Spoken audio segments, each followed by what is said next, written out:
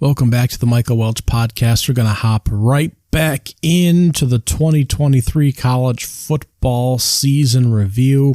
Already tackled the first 3 weeks, the preseason awards, some of the storylines, what the preseason top 25 was. So we're going to roll right in here with the rest of the review in the weeks to follow.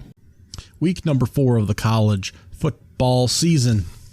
So number 1, Georgia sleepwalk through that Kent State game that raised a lot of red flags, probably sent the alerts on your phone going off, oh, Georgia's in a tight one there, but they eventually pulled away from the Golden Flashes there, 39-22, one of only a few teams that kept a close game there with Georgia last season. Number 2, Alabama would beat up on Vanderbilt after they got off to a hot start there, 3-1 in their first 4 games, 55-3. So, and just going to show that Vandy really wasn't close to the big boys at all, despite a hot start there. Ohio State comfortably splattered Wisconsin, 52-21 there. NC State, still ranked 12th at the time, put a beating on UConn, 41-10. Utah crushed Arizona State 34-13 after a coaching change. Washington rolled up Stanford 40-22. Stanford able to put a few points on the board here and there, despite getting crushed. But again, that was really showing the lack of defense, even on the better teams in the Pac-12 last season.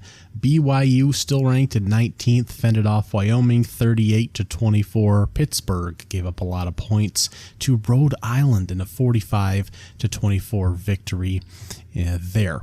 Now, number 4, Michigan would struggle with Maryland.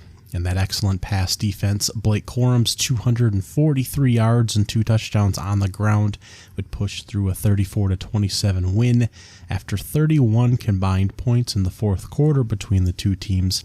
Tulia Tagovailoa, Tua's brother there, the former Alabama quarterback, current Miami Dolphin, had them off to a hot start at 3-0 on the season with wins over Buffalo, Charlotte, and SMU, so they looked pretty good coming out of the gate, and a touchdown loss in Ann Arbor did nothing to really damper the temperament for Maryland there. They would hit 6-2 record-wise before hitting a rough stretch at the back end of the season at Wisconsin, at Penn State, and Ohio State at home, and some health concerns with their quarterback there that would lead to a 7-5 finish, but a good showing in their first 4 games here. Clemson was one of the first big teams to get a scare at the beginning of the season. Ranked 5th, they survived a double overtime game in Winston-Salem against North Carolina. 51-45 was the final. DJ threw 5 touchdowns and 371 yards. Sam Hartman threw 6 touchdowns and 337 yards. It would be the most points Clemson scored all season by far. Most yards and most touchdowns by DJ Ungalele by over 100 yards and several touchdowns. Just by far an outlier in his offensive production. The most exciting offense you just get by the Tigers the entire season. Faked it to Shipley. He throws to the end zone. Caught! Davis Allen. There was plenty of hand fighting in the end zone with Mustafa in coverage. Allen, another touchdown catch. Again, soft coverage with safety help. They're not going to get beat in man-to-man. Hartman throws it into double coverage. Knocked down by Wiggins. Terrorized most of the day. And an emotional win for the Clemson Tigers. The USC Trojans played one of the better defenses in the Pac-12 in Oregon State, and they escaped 17-14. They scored 2 touchdowns in the fourth quarter. One of them came late in the last minute there, and Oregon State still had an opportunity to score and possibly win the game late. But 4 turnovers really put an end to that. 4 turnovers for Oregon State on the game, 4 picks, 0 turnovers for USC, and it was still a field goal difference. Caleb Williams, 207 yards of total offense, 16 for 36 passing, and that was one of his worst games. Might be his worst game of the entire season last year. Chance Nolan, the quarterback there for Oregon State. DJ Uiagalelei from Clemson last season, transferring into Oregon State this year to improve that offense, hopefully. Kentucky survived a battle with Northern Illinois 31-23. The Wildcats were still ranked 8th at the time. Will Levis 18 for 26 for 303 and 4 touchdowns, one of his better games, considering he was sacked an alarming 5 times by a MAC defensive line. His running back last year, Kavosi Smoke, also struggled to hold on to the football. Starting running back Chris Rodriguez Jr. missed the first 4 games of the season. He would later return in October and make a big difference there despite the offensive line issues. Arkansas was still ranked 10th. They lost at College Station to number 23, still 23, Texas A&M. 23-21, leaving both teams at 3-1, and the first loss of the season for the Razorbacks there. And the Aggies were coming off their Appalachian State loss, but prevented another one at that particular time. Number 11 Tennessee moved to 4-0 with a 38-33 win over the Florida Gators. Anthony Richardson threw for 453 yards in that game, 62 yards on the ground, 4 total touchdowns. Hooker was 22 for 28 for 349 and 2 touchdowns, plus another 112 yards on the ground and a rushing touchdown.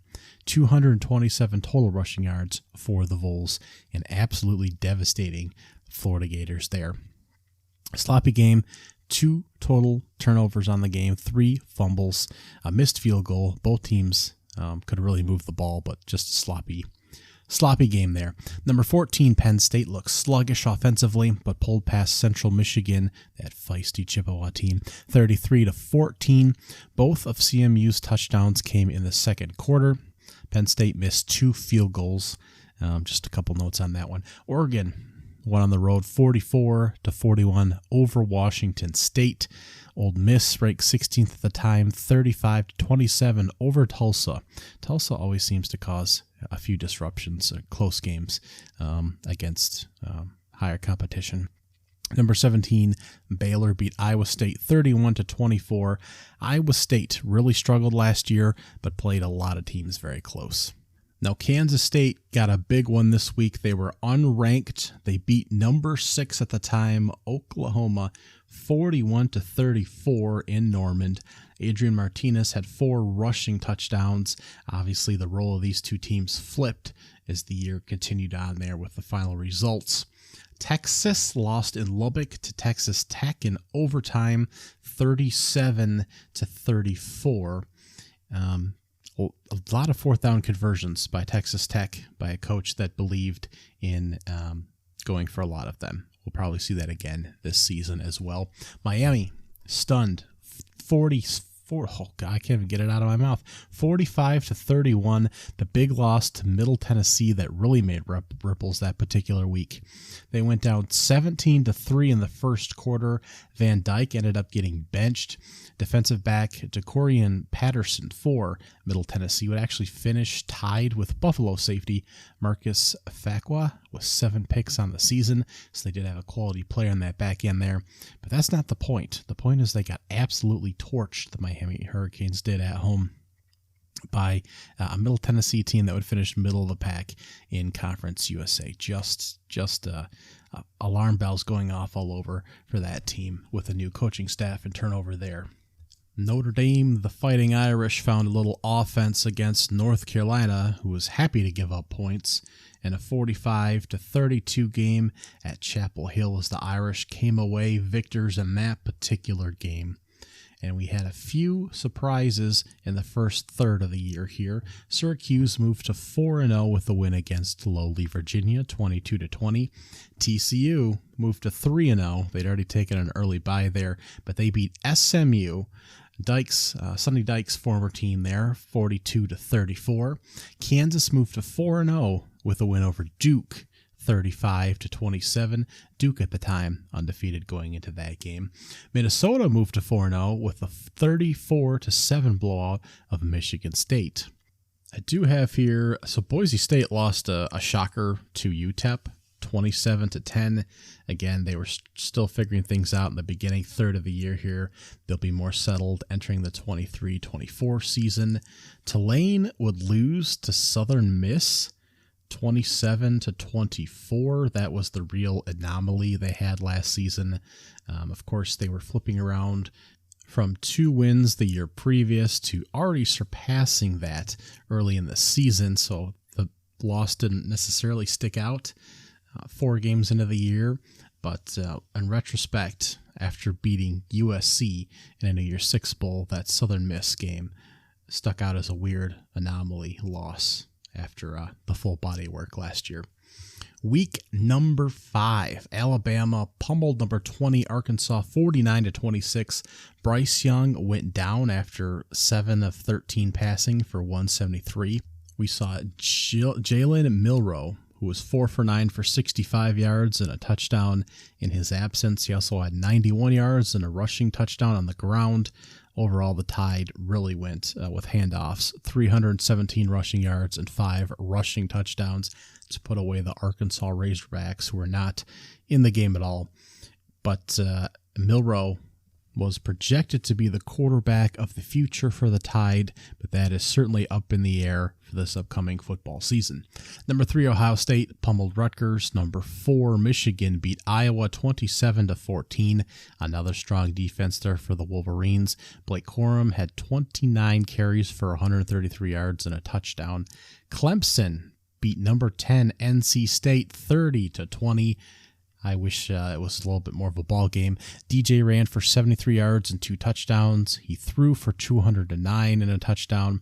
19 combined penalties in this game. 2 turnovers by the Wolfpack. Really a putrid offensive performance. Tallied it up to 5.1 yards per pass attempt, 1.6 per run between the two teams. But 30-20 was the final. Clemson put enough offense on the board to really disrupt NC State. It was just putrid throwing the ball, passing the ball, getting things going last year, which was a shame because they had a veteran quarterback there returning. Number 14, Ole Miss survived number 7, Kentucky 22-19. 0 points in the fourth quarter made this game very dull to end, quite frankly. Kentucky scored a game-winning touchdown that was called back on a penalty and then fumbled the ball away on the next play, so it was really a wah-wah moment for the Wildcats. Number 16, Baylor loses 36-25 at home to undefeated number 9 Oklahoma State in a rematch of the Big 12 Conference Championship game of 2022. And this was a game that was promptly forgotten within the next couple weeks as both teams fell out of the rankings. Number 11, Penn State played a really weird wind game against Northwestern, if you recall watching that. 17-7 was the final there. Again, a lot blamed on the wind, but also perhaps playing a much inferior opponent. Number 6, USC. 42-25 over Arizona State. 392 total yards of offense for Caleb Williams and 4 more touchdowns as he started to put together that Heisman campaign. Number 12, Utah stifled the iffy Oregon State offense 42-16. They didn't have a whole lot of problems there. And Oregon beat Stanford 45-27 again. Just like Stanford had put 22 points, I believe it was, up against Washington the week before. Just not a great offensive team Stanford was, and still managing to put 3-4 touchdowns on the board against these really top-of-the-line Pac-12 conference opponents. But Bo Nix for Oregon, 4 touchdowns on the board. He led all quarterbacks in rushing yards last season, so the transfer really worked out well for him. Oregon was very productive. He was a great weapon there. He did have some injuries late, which caused some problems, particularly in the Utah game, which I think prevented him from scrambling as much as he wanted to do and kind of moving within some of the option plays in that offense or QB called runs. But he'll be good again this season, upcoming 23-24 season, and a dark horse Heisman candidate. Kansas State, now ranked 25th. They beat that feisty Red Raiders Texas Tech team 37-24, put them away. Texas A&M was still ranked 17th at the time, but they were upended by Mississippi State, that Bulldogs team and Will Rogers. 42-24 was the final there. Oklahoma, 18th at the time, fell to TCU, 55-24. Again, the Sooners had a lot of problems with the defense last year, but just kind of have some problems here against Kansas State. Dylan Gabriel had 330 yards passing and 4 touchdowns, and they just came up short at home as the wheels started to come off here. Minnesota lost at home to Purdue 20-10. Again, Purdue slowly climbing to the top of bodies at the Big Ten West, because Minnesota was in the mix, Iowa was in the mix, Illinois was in the mix, Wisconsin was in the mix. Pretty much the whole division in the running there. So proved to be a big game for Purdue to win over a ranked Minnesota team at the time, 20-10. Pittsburgh lost at home to Georgia Tech 26-21 post coaching change. That was a bad loss to take. Georgia dodged a possible upset themselves. Missouri, a good defense that they had over there, and Georgia pulls it out against that group 26-22.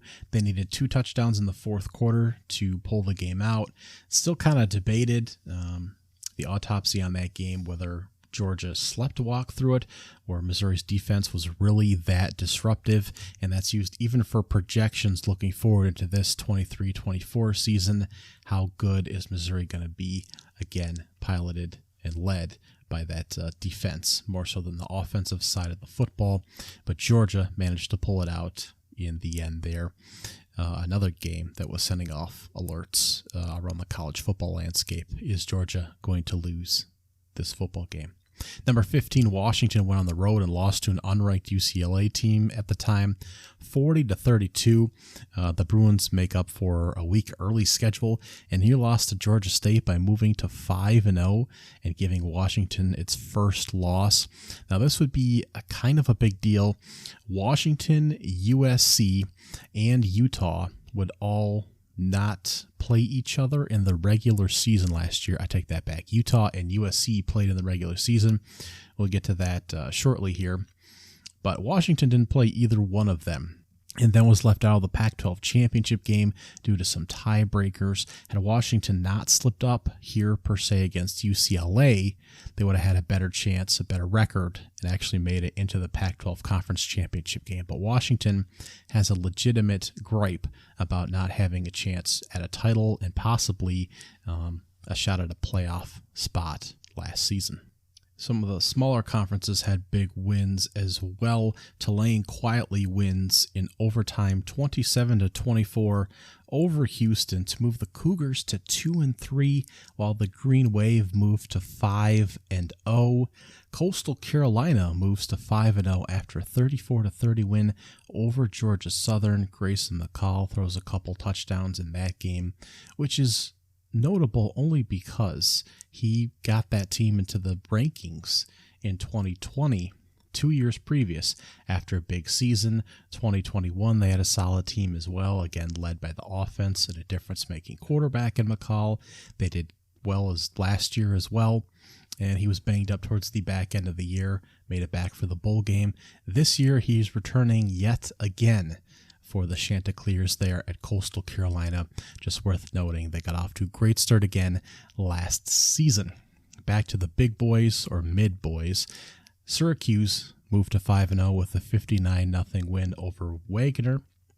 And Kansas moves to 5-0 with a 14-11 win over Iowa State. And let's take just a moment to talk about Kansas and their success last season. Now, the year previous, the 2021-22 season, Lance Leipold was hired after Les Miles, the former LSU coach, could not get it done with his stint at Kansas there. Kansas won 12 games back in 2007, 8 games the year after in 2008, 5 games in 2009, and haven't won more than 3 since that period, and is historically an awful football team.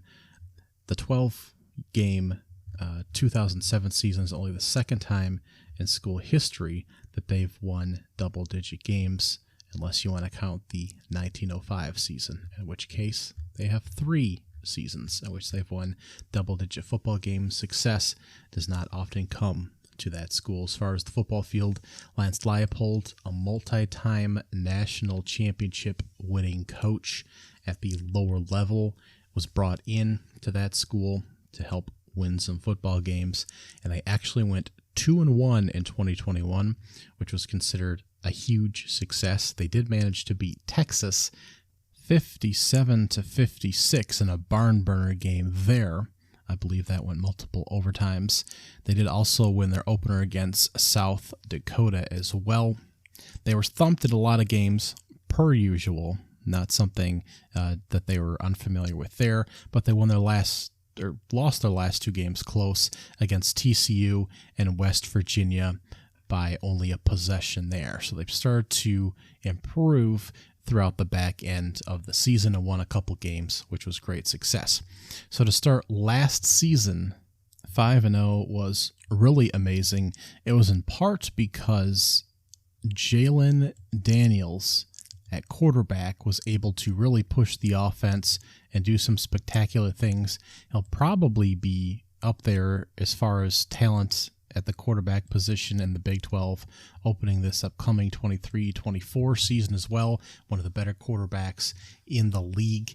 Now he replaced Jason Bean. He's still on the roster there, but he did have to step in. Mr. Bean did for a couple games when Jalen went down. But that was not the problem.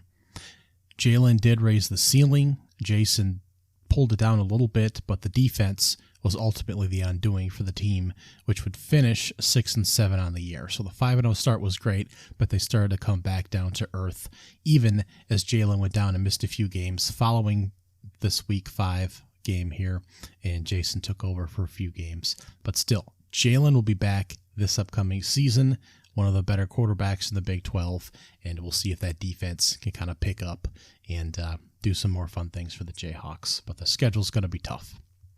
Last season, though, 5-0 start, big deal, big win over Iowa State, even though they were considered one of the bottom teams in the conference in the Big 12 there, but just a great start there for the Kansas Jayhawks and Lance Leipold.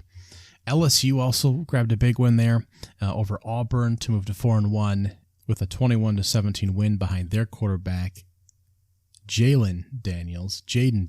There we go. Jaden Daniels, LSU. Jalen Daniels, Kansas. I think that's right now. Arizona had its season over at 2.5 wins by beating Colorado 43-20. 6 touchdown passes by Jaden DeLora. Gosh, all the J's there.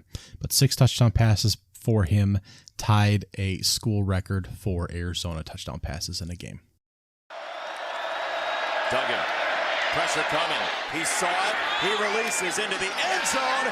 Johnston with a flag coming in. It's a touchdown. Touchdown TCU. Oh. Pass interference. Defense number 2. A penalty is declined. Touchdown. That foot was down. That first foot was down when his massive Pitt's hands are wrapped around the ball mitts. As we take a look at Week 6, that was a battle of undefeated TCU at undefeated Kansas. That was Quentin Johnston putting the winning touchdown on the board there, getting hit with a defensive pass interference call and still getting a toe tap on a big catch. It was a great play, and Jason Bean was not able to rally the Jayhawks for the win there with the starting quarterback Jalen Daniels out. He had 262 yards passing and 4 touchdowns, but couldn't get the Jayhawks the win there. 21 points apiece for both teams in the third quarter, 42 points total out of the 69 points scored. Big third quarter there coming out of the half. The Alabama Crimson Tide playing with a number 1 ranking at the time, taking on Texas A&M. The feisty Aggies, always a headache for Alabama, beating them the year previous, of course. Now Alabama was without Bryce Young. They were starting quarterback Jalen Monroe, who put up 111 yards passing and 3 touchdowns, and they managed to win 24-20. And this game is Haynes King for the Aggies, threw for 253 yards and 2 touchdowns. A-Chain, the offensive weapon for the Aggies, only 62 yards on the ground and 5 yards receiving on 4 catches. He was a big piece of what they were able to do there. Gibbs for the Tide, 154 yards on the ground and a few yards passing as well. 4 turnovers total for the Crimson Tide, 3 of them fumbles. So not a great day from that perspective. Texas A&M was only 5 for 17 on third down. Alabama wasn't too much better, 5 for 14. Looked a lot better percentage-wise, obviously. But Alabama able to come away with the win there. C.J. Stroud, 6 touchdowns and a 49-20 win over Michigan State for the Ohio State Buckeyes. Michigan still ranked 4th, won 31-10 over Indiana. Mike Hart, of course, had the scary heart attack on the sideline, the assistant coach there. Thankfully, he was okay. Number 6, USC overcomes the defense of the Washington State Cougars to win 30-14 there and continue their march. Oklahoma State still ranked number 7th at this midpoint in the season, 41-31 over the Texas Tech Red Raiders. LSU ranked 25th at this point, and they're crushed by number 8 Tennessee, 40-13. It's not even a close game. Something you wouldn't expect by how these teams turn out here. Hooker has 239 and 2 touchdowns. Jaden Daniels has 300 yards and 1 touchdown, 38 yards rushing. He's the leading rusher for LSU. The Vols have almost 150 more yards of offense, particularly on the rushing side, where they put up 100 and 200 more yards of rushing, which is crazy, and 2 turnovers for LSU as well. So not a lot of troubles there in Death Valley for the Vols. Staying in SEC country, number 9 Ole Miss moves to 6-0 by beating Vanderbilt 52-28. Ole Miss's record at this point looks a little iffy. The quality of opponents has not looked particularly strong at this point in time. Jackson Dart does have 448 yards passing and 3 touchdowns in this game. I believe that's a season high. 9 catches, 247 yards, 2 touchdowns for Mingo at the receiver position.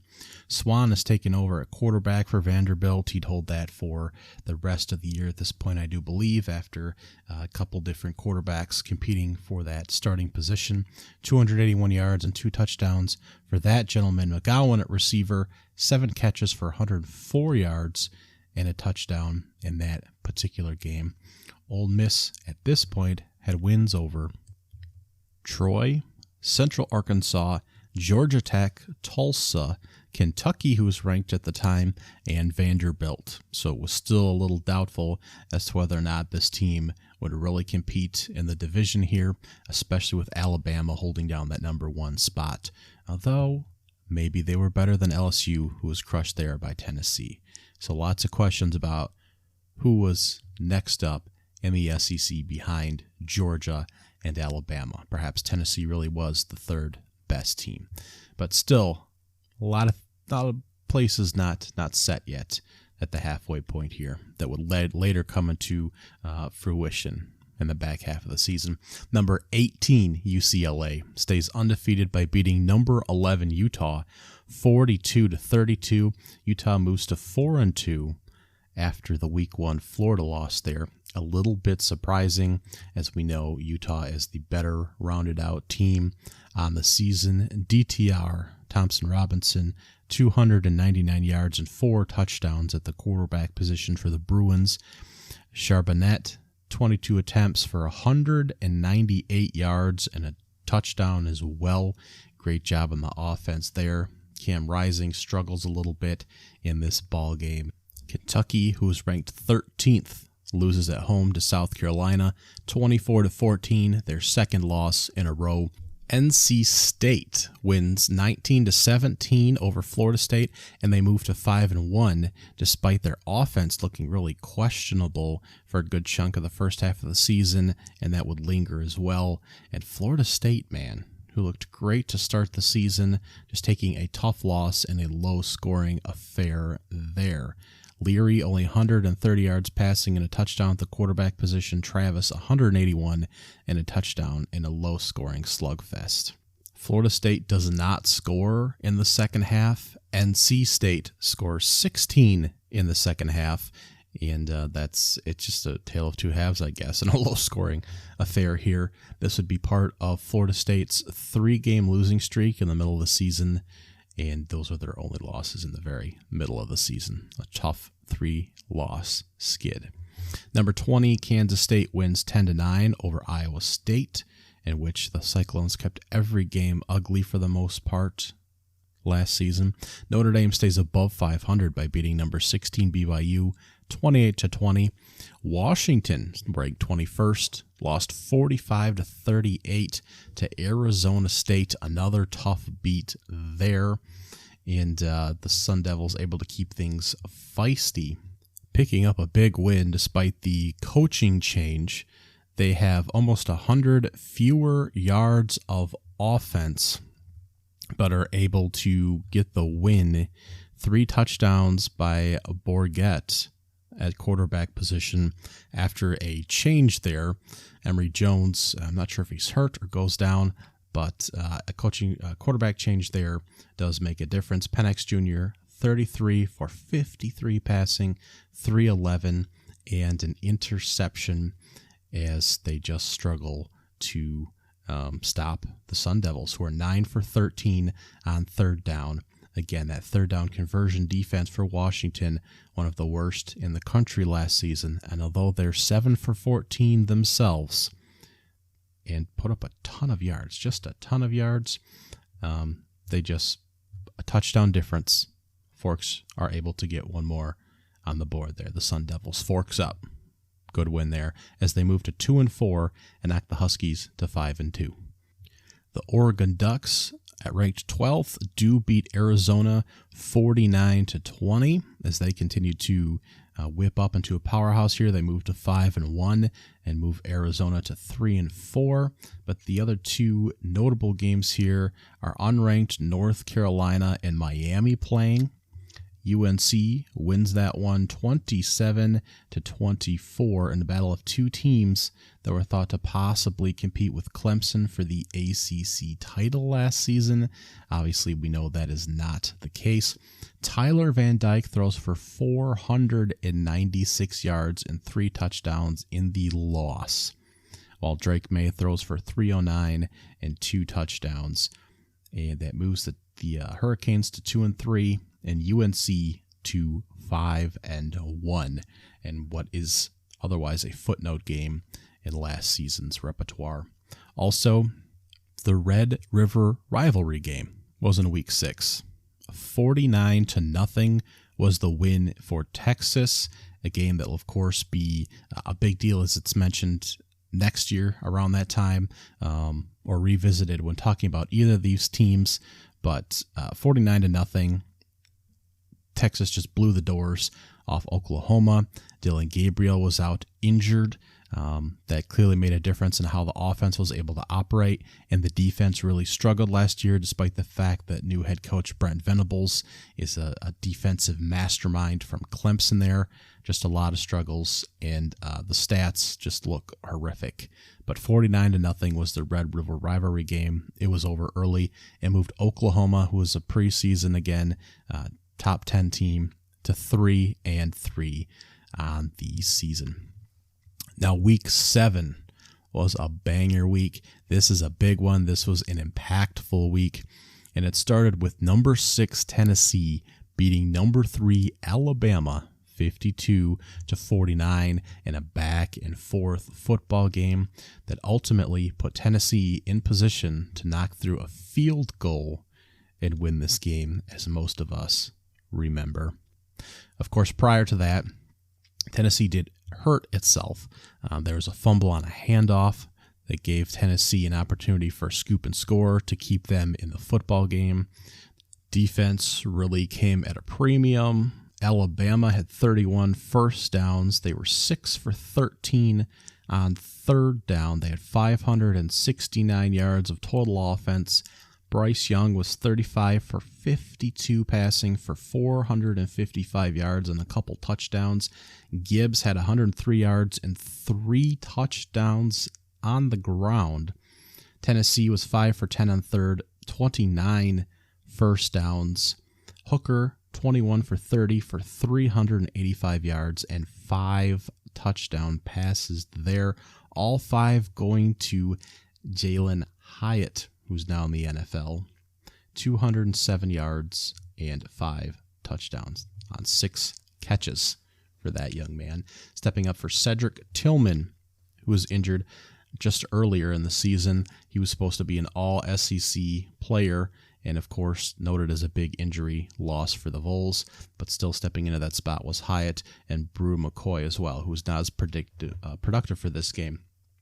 But still, the Vols operated a good chunk of last season in the first part without a key receiver, and then the back end, of course, without Hayden Hooker, their star quarterback. So you can make arguments that Tennessee really could have had a shot at the playoffs had they been healthy, and we know health luck is very much a part of the game. Both teams did have a shot at this game at the end. Alabama maneuvered into position for a game-winning field goal with about 15 seconds left and missed theirs. Tennessee was able to get back and set up on their side of the football field, got a couple plays in, and set up perfectly with a second left for a game-winning field goal. Field goal range. They'll throw short, in and out of the hands of Gibbs. Young, quick on the back pedal, quick on the throw, incomplete. Intended for Burton, and he's looking for a flag and doesn't get one. From 50. Reichard's kick on the way, pushed it to the right, no good. Hendon Hooker looking to throw, scanning things, throw in, and complete. And he got it to Ramel Keaton again. First down midfield. Hendon Hooker can't take a sack. Double clutches, throws. It is caught. Do they get the timeout? Brew McCoy.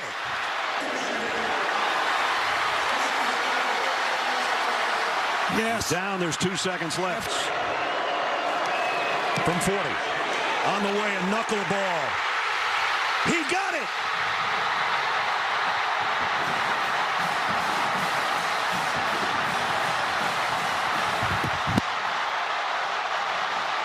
And here they come.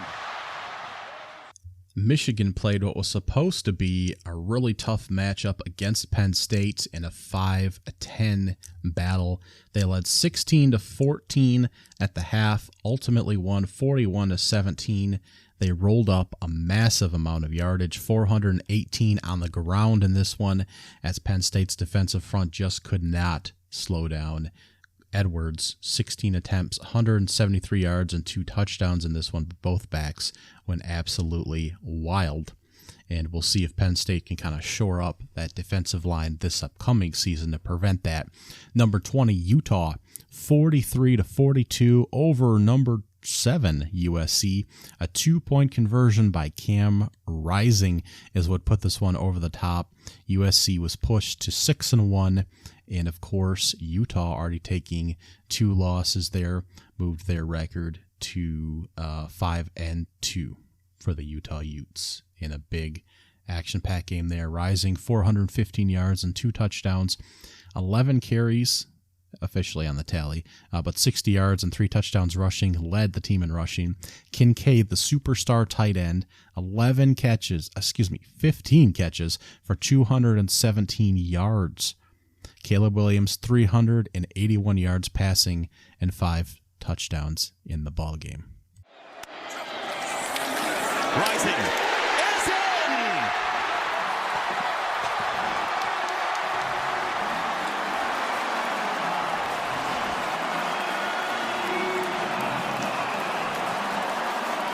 Now do you go for 2 to try to beat undefeated USC? It looks like it.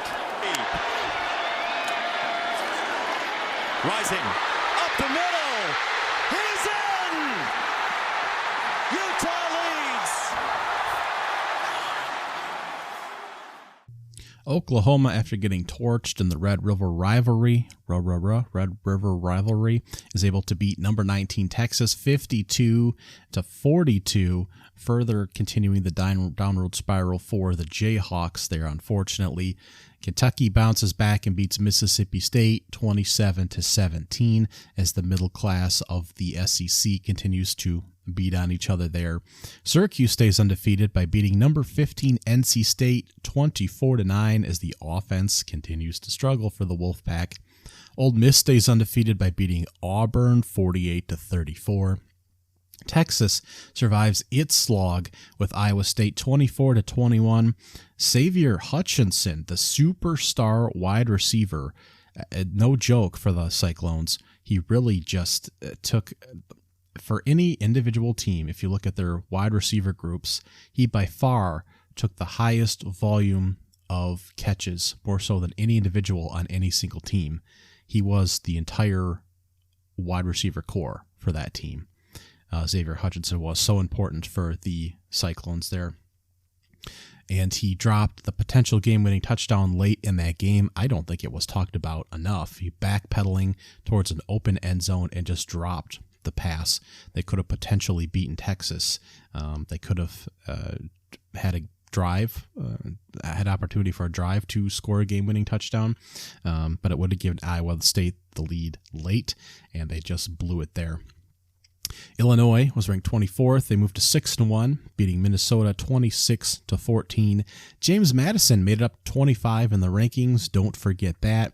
Their first year at the highest level of football here, but they lost 45-38 to Georgia Southern on the road. Now, Kyle Van Trees of Georgia Southern there in the upset. Just worth noting, he was 5th in the country in passing. Of course, he transferred over from Buffalo out of the MAC, but top 5 passer in the country last year. Coastal Carolina also took its first loss of the season, 49-21 to Old Dominion. I believe that was on homecoming. Tough loss there. Linebacker Jason Henderson for ODU, Old Dominion, actually led the country in tackles with 179. That was 31 ahead of second place Sean Dolak, also from Buffalo. Just worth noting there, big-time tackler at ODU. Michael Penix throws for 516 yards and 4 touchdowns in a 49-39 Arizona win. A lot of points again there in the pack. Rome Odnez had 9 catches for 169 yards and 2 touchdowns, one of his top receivers. He'll have a top receiving core again this upcoming season. Jaden DeLora throws for 400 yards and 4 touchdowns for the Wildcats there at Arizona. Talora McMillan had 7 catches for 132 yards and 2 touchdowns. Florida took another loss at home to LSU, 45-35, as LSU continued to build its resume.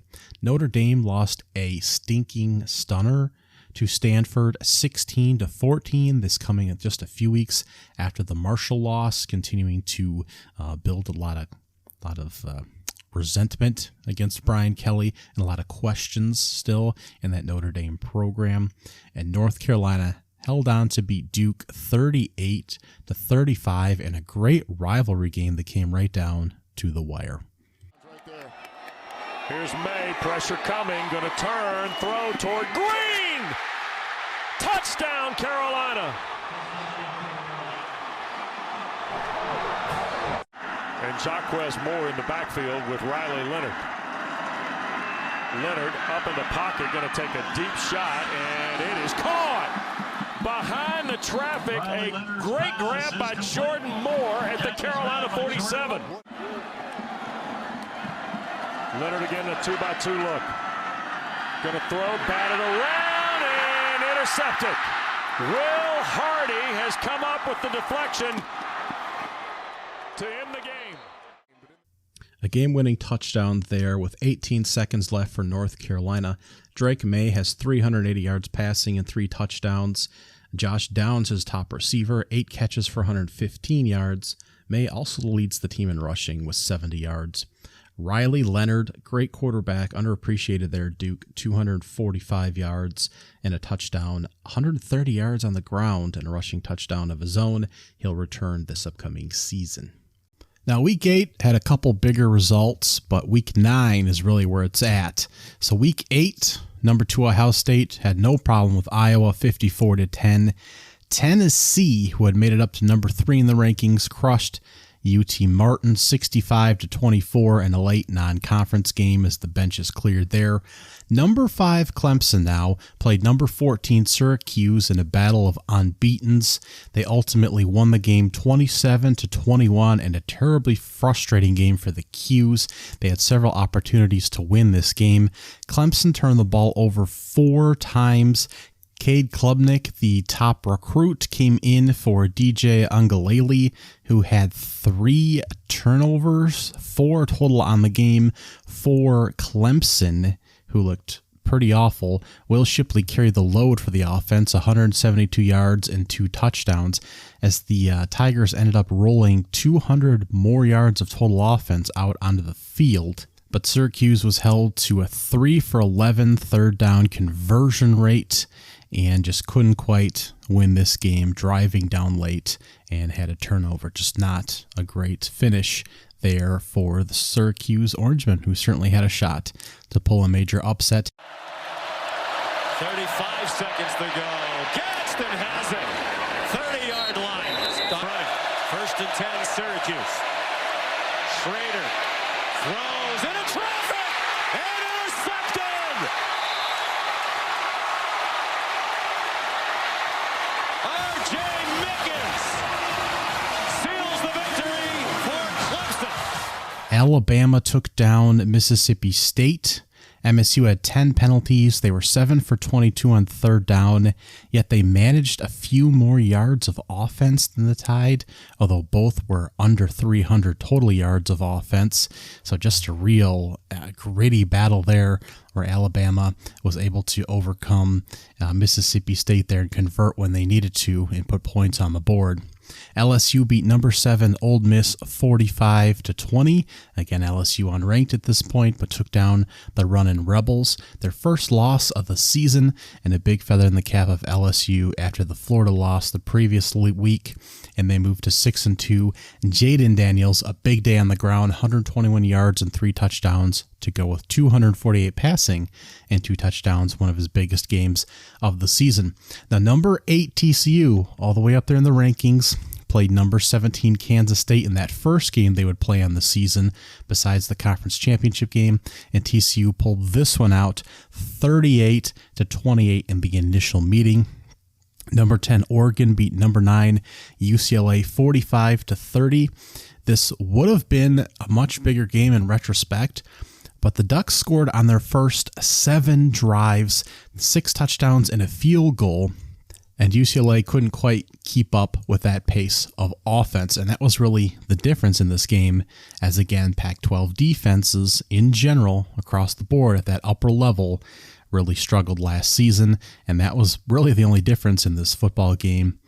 Bo Nix, 334 yards of total offense, 5 passing touchdowns for him, and a critical win for the Ducks there in conference play. Oklahoma State still ranked 11th. They did beat number 20 Texas 41-34. Spencer Sanders rolled up 391 yards passing and a couple of touchdowns there, and a big win for Oklahoma State. Ewers had 319 yards and 2 touchdowns. He was back in play at this point after the injury sustained at Alabama. Bijan Robinson, 140 yards rushing and a couple of touchdowns there. Very much in the mix of things. And just a big win for Oklahoma State at home. They were 6-1 at this particular point, and that moved Texas to 5-2. So very much looked like Oklahoma State was still in the picture to make it to the Big 12 Conference Championship game. As we know, they did struggle mightily down the stretch here. It would start in the next week here as they started to fall off a cliff. Sanders has a completion and a first down and a broken tackle by Bryson Green, and he's going to go to the end zone. Touchdown, Oklahoma State takes the lead.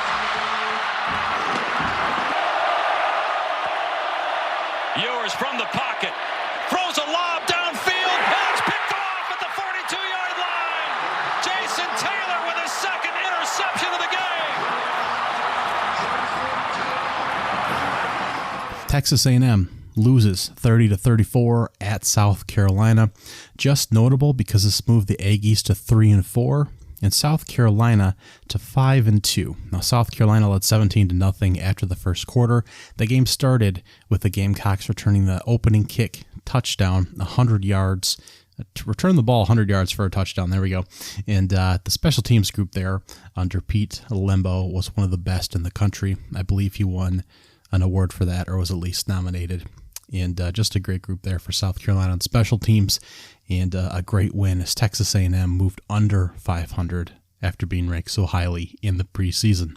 Now, Halloween week, week 9 was a big one. Lots of big games, lots of big things happened, and it was right before the college football committee released their first set of rankings for the season, separate from the AP poll and the coaches poll, although the AP poll tends to replicate what the college football committee poll does from here on out the rest of the season.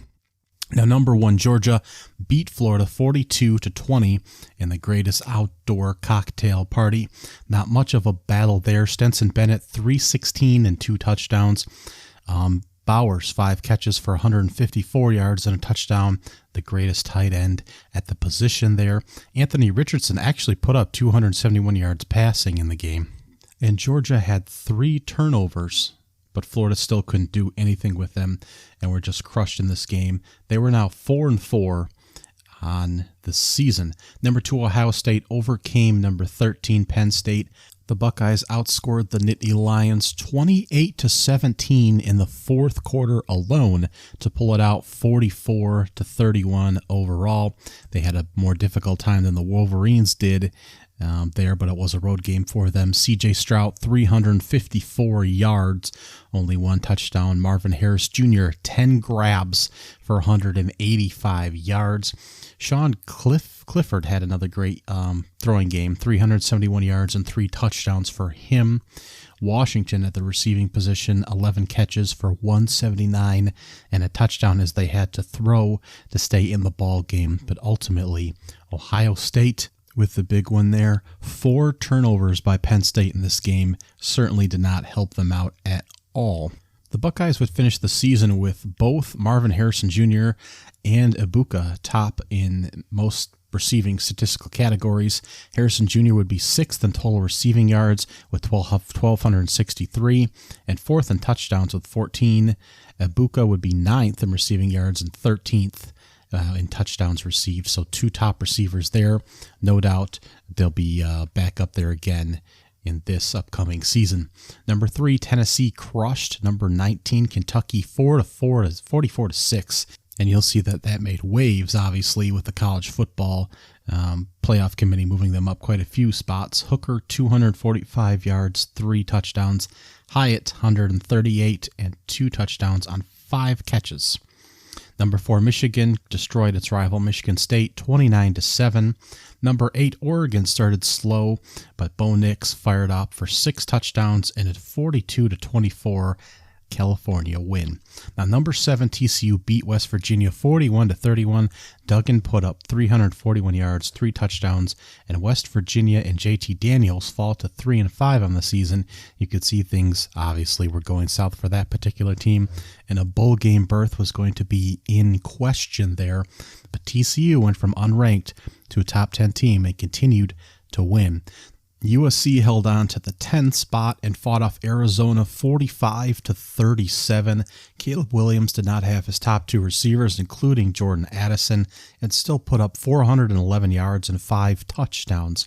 Delora managed to put up 380 yards and 3 touchdowns himself, and actually led the Wildcats in rushing with 54 yards as well, but it's just not enough to pull an upset there for Arizona. Utah, the Utes ranked 14th, survived Washington State 21-17. Now, Washington State scored 10 points in the fourth quarter. Utah didn't score any, so trying to make a comeback there, but ultimately just can't stay in the mix there. Utah had to start a different quarterback there in Bryson Barnes because Mr. Rising was a little knocked up from the previous game, but the Utah Utes able to hang on there. NC State lost to, they survived Virginia Tech 22-21 in this one, but their starting quarterback as well was knocked out. Morris was in and he played a few games for them last season. Not a particularly inspiring quarterback there, but managed to get them past a very bad Virginia Tech team. Texas A&M took another hit to move to 3-5 after losing to number 15 Ole Miss 31-28 to the Rebels, able to get back up and running again after their first loss of the season. But Texas A&M continuing the spiral downwards. However, Connor Wingman did start for them, 338 yards and 4 touchdowns for him. He started the last 4 games of the season, and he'll be the starter this upcoming year. A-Chain, 30 yards on the ground.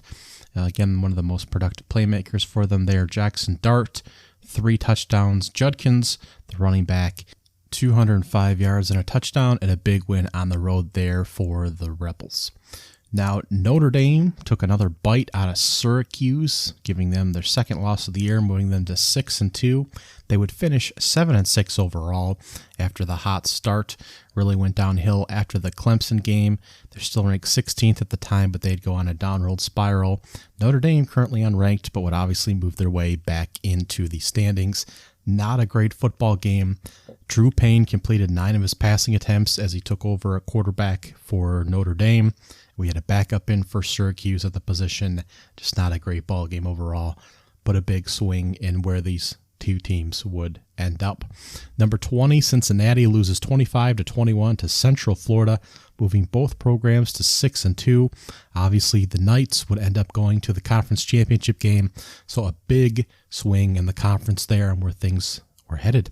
Number 21, North Carolina moves to 7-1 behind 5 Drake-made touchdowns over Pittsburgh, who fell to 500 at 4-4. Israel had 3 touchdowns rushing and 127 yards for the Pittsburgh Panthers as the main part of that offense, but they cannot get it done. And staying in the SEC, a top 10 team goes down in Wake Forest as they are 6-2 after this game. Louisville beats them. They move to 5-3. It's a 48-21 stomping. Louisville scores 35 points all in the third quarter. Not much action other than that. Blake Cunningham's back in the starting lineup, but they do manage to get a big win there, and that defensive line turns into a real beast in the back end of the season for the Louisville Cardinals, and this is a part of that started rejuvenation there. 8 sacks on the day, I believe, for the Louisville Cardinals on Sam Hartman there in the backfield. Great job by the Cardinals there. And while that was going on, number 22 Kansas State brought number 9 Oklahoma State down several pegs in a stunning 48-0 win. Will Howard was filling in for the injured Adrian Martinez at quarterback for the Wildcats. 4 touchdowns scored. This is one of those so lopsided it's not quite worth looking at the box score, but everything went wrong for the Cowboys as they would end up going on a skid as well to finish the college football season. 7-6 is where this squad would end up record-wise after spending half of the year inside of the top 10. So a tough shakeout there for the Cowboys as well. The South Carolina Gamecocks finally make it up to top 25, make it up to 25th in the top 25 poll, and promptly fall 23-10 to Missouri. Again, that inconsistency in South Carolina's football team last year. Miami wins at Virginia 14-12 in a 4 overtime game. Talk about miserable. Now, November 1st, the first NCAA playoff committee rankings came out. The top 4 looked like this: Tennessee, Ohio State, Georgia, and Clemson. Tennessee moving up to number 1 there. Ohio State, Georgia, Clemson, not really too surprising in that particular group. Michigan, Alabama, TCU at the 7th spot, Oregon, USC, and LSU rounded out the top 10 group there. But again, Tennessee, that sticking point up there at number 1, was a surprise team that ended up falling out, unfortunately. And TCU worming its way up into the top 4, of course, by the time the season ended. So just a little snapshot there. And keep in mind this upcoming season, when we get to that time, that we could see quite a bit of a shakeup when the Final Four are settled from when they're first introduced around Halloween time. And here is one of the big ones. On to week 10, number 1 Tennessee heading to number 3 Georgia. 27-13 is the final here. If you remember the game, it felt like 40-3, with Georgia taking a 24-6 halftime lead. The turnover margin was actually 2-2, but Georgia had 6 sacks, 8 tackles for loss. They held the Vols to 2 for 14 on third down. They promptly ripped that rating right away from them. It was a bloodbath, a bludgeoning. I believe I went and got an oil change in the middle of this game. Just a terrible, terrible look for Tennessee heading into Georgia there and getting absolutely torn up and down. Stenson Bennett had himself a nice little field day there. Didn't put up a lot of numbers, but just a lot of jubilation on the Georgia sideline as they constantly cracked the Vols over the head for the entire late afternoon there. Now, Ohio State struggled with Northwestern, much like Penn State did. They pulled away 21-7. Nothing really impressive about that game. Maybe that was the wind game. Strong wind. I thought it was the Penn State one, but perhaps it was the Ohio State game. 17-7 was the final, Penn State Northwestern. 21-7 the final, Ohio State and Northwestern. Is there something there? Probably not. Number 4, Clemson goes down to Notre Dame 35-14. So right off the bat, number 1 Tennessee and number 4 Clemson goes down. 2 of the teams in the playoff top 4. And on top of that, number 6 Alabama, number 6 in the AP poll, they lose in overtime to Death Valley to number 10 LSU. They go for it on that 2-point conversion, if you remember, and come down with it 32-31 in a back and forth game. Now let's go back to the Clemson game for just a brief moment there. Notre Dame getting its feet under itself a little bit. Only 85 yards passing from Pine. Not a great job there from the quarterback position. Ungalele only 193 yards passing. Not a lot of offense in this game altogether. Just a really exhausting experience to watch again. 281 yards of offense from Clemson, 348 from Notre Dame, which is not for nothing. Diggs at running back had 114. Esme had 104, if I'm pronouncing that correctly. But just a really struggle all the way around for both football teams. Notre Dame does end up going 6 for 12 on third down. Clemson is 4 for 11, but just not terribly productive on either side of the football for these teams. And Clemson ultimately ends up making a quarterback change. Klubnik does come in for one pass attempt that is intercepted, and that's about how that goes there. Now, Alabama going down in Death Valley to LSU. Again, some offensive issues here for the Tide as they struggled to find playmakers, a stamp of last season, which is unfortunate to kind of not have a talent like Bryce Young finding a lot of great weapons out there. He did have 328 yards passing, found the end zone one time for a touchdown. He was 25 for 52 throwing the football. Brooks at the receiver position had 19 targets, caught 7 of them for 97 yards and a touchdown. He had a long ball of 41 yards. Gibbs, the running back, 15 yards rushing, 11 targets throwing the ball, 8 of them caught. Again, just a main piece of that offense there. Alabama's got to find something else this season. He can't carry the entire load there. Jaden Daniels, 22 for 34 for 182 yards passing, 2 touchdowns, 95 yards on the ground and 2 touchdowns as well, very much carrying the offensive load for LSU. Alabama does end up with 100 more yards of offense, but 8 different guys have to catch passes in order to get there, and again requires a Herculean effort by Gibbs, and ultimately it's just LSU producing when they have to in order to win this football game. The game did go into overtime. Here is the Alabama touchdown. There was a pass interference call that extended the drive and allowed them to score. LSU on a Jaden Daniels keeper in turn, able to run it in from quite a few yards out, and then decided to go for 2 and the win. Wardell Williams puts Alabama on top with his second touchdown tonight.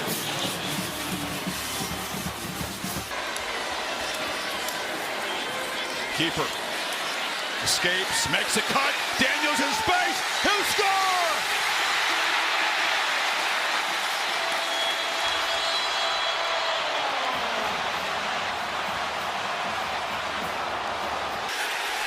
They still had an extra guy in the field, barely get him off. Daniels for the win. Caught! It's good! LSU does it! Mason Taylor! Now, USC, who's ranked number 9, has to fight off another tough opponent, another tough game, I should say, in Cal. 41-35 is the final there. It shouldn't have been a tough game, but much like Arizona, defense is a problem there, and they're able to fend off the Cal Bears barely. TCU's up to 7th. They fend off Texas Tech 34-24, the Red Raiders, in a lot of football games in their own right as well, but TCU able to survive and, of course, move up the rankings after some of the upsets that week. Number 12, UCLA beats Arizona State 50-36 on the road. 4 touchdowns behind Dorian Thompson-Robinson. A great job there with Arizona State, slowly trying to pick teams off here and there, but a great win nevertheless for UCLA as they move to 8-1 on the season. Texas, ranked 24th, goes on the road and beats Kansas State 34-27. They were ranked 13th at the time. This moves both teams to 6-3 overall.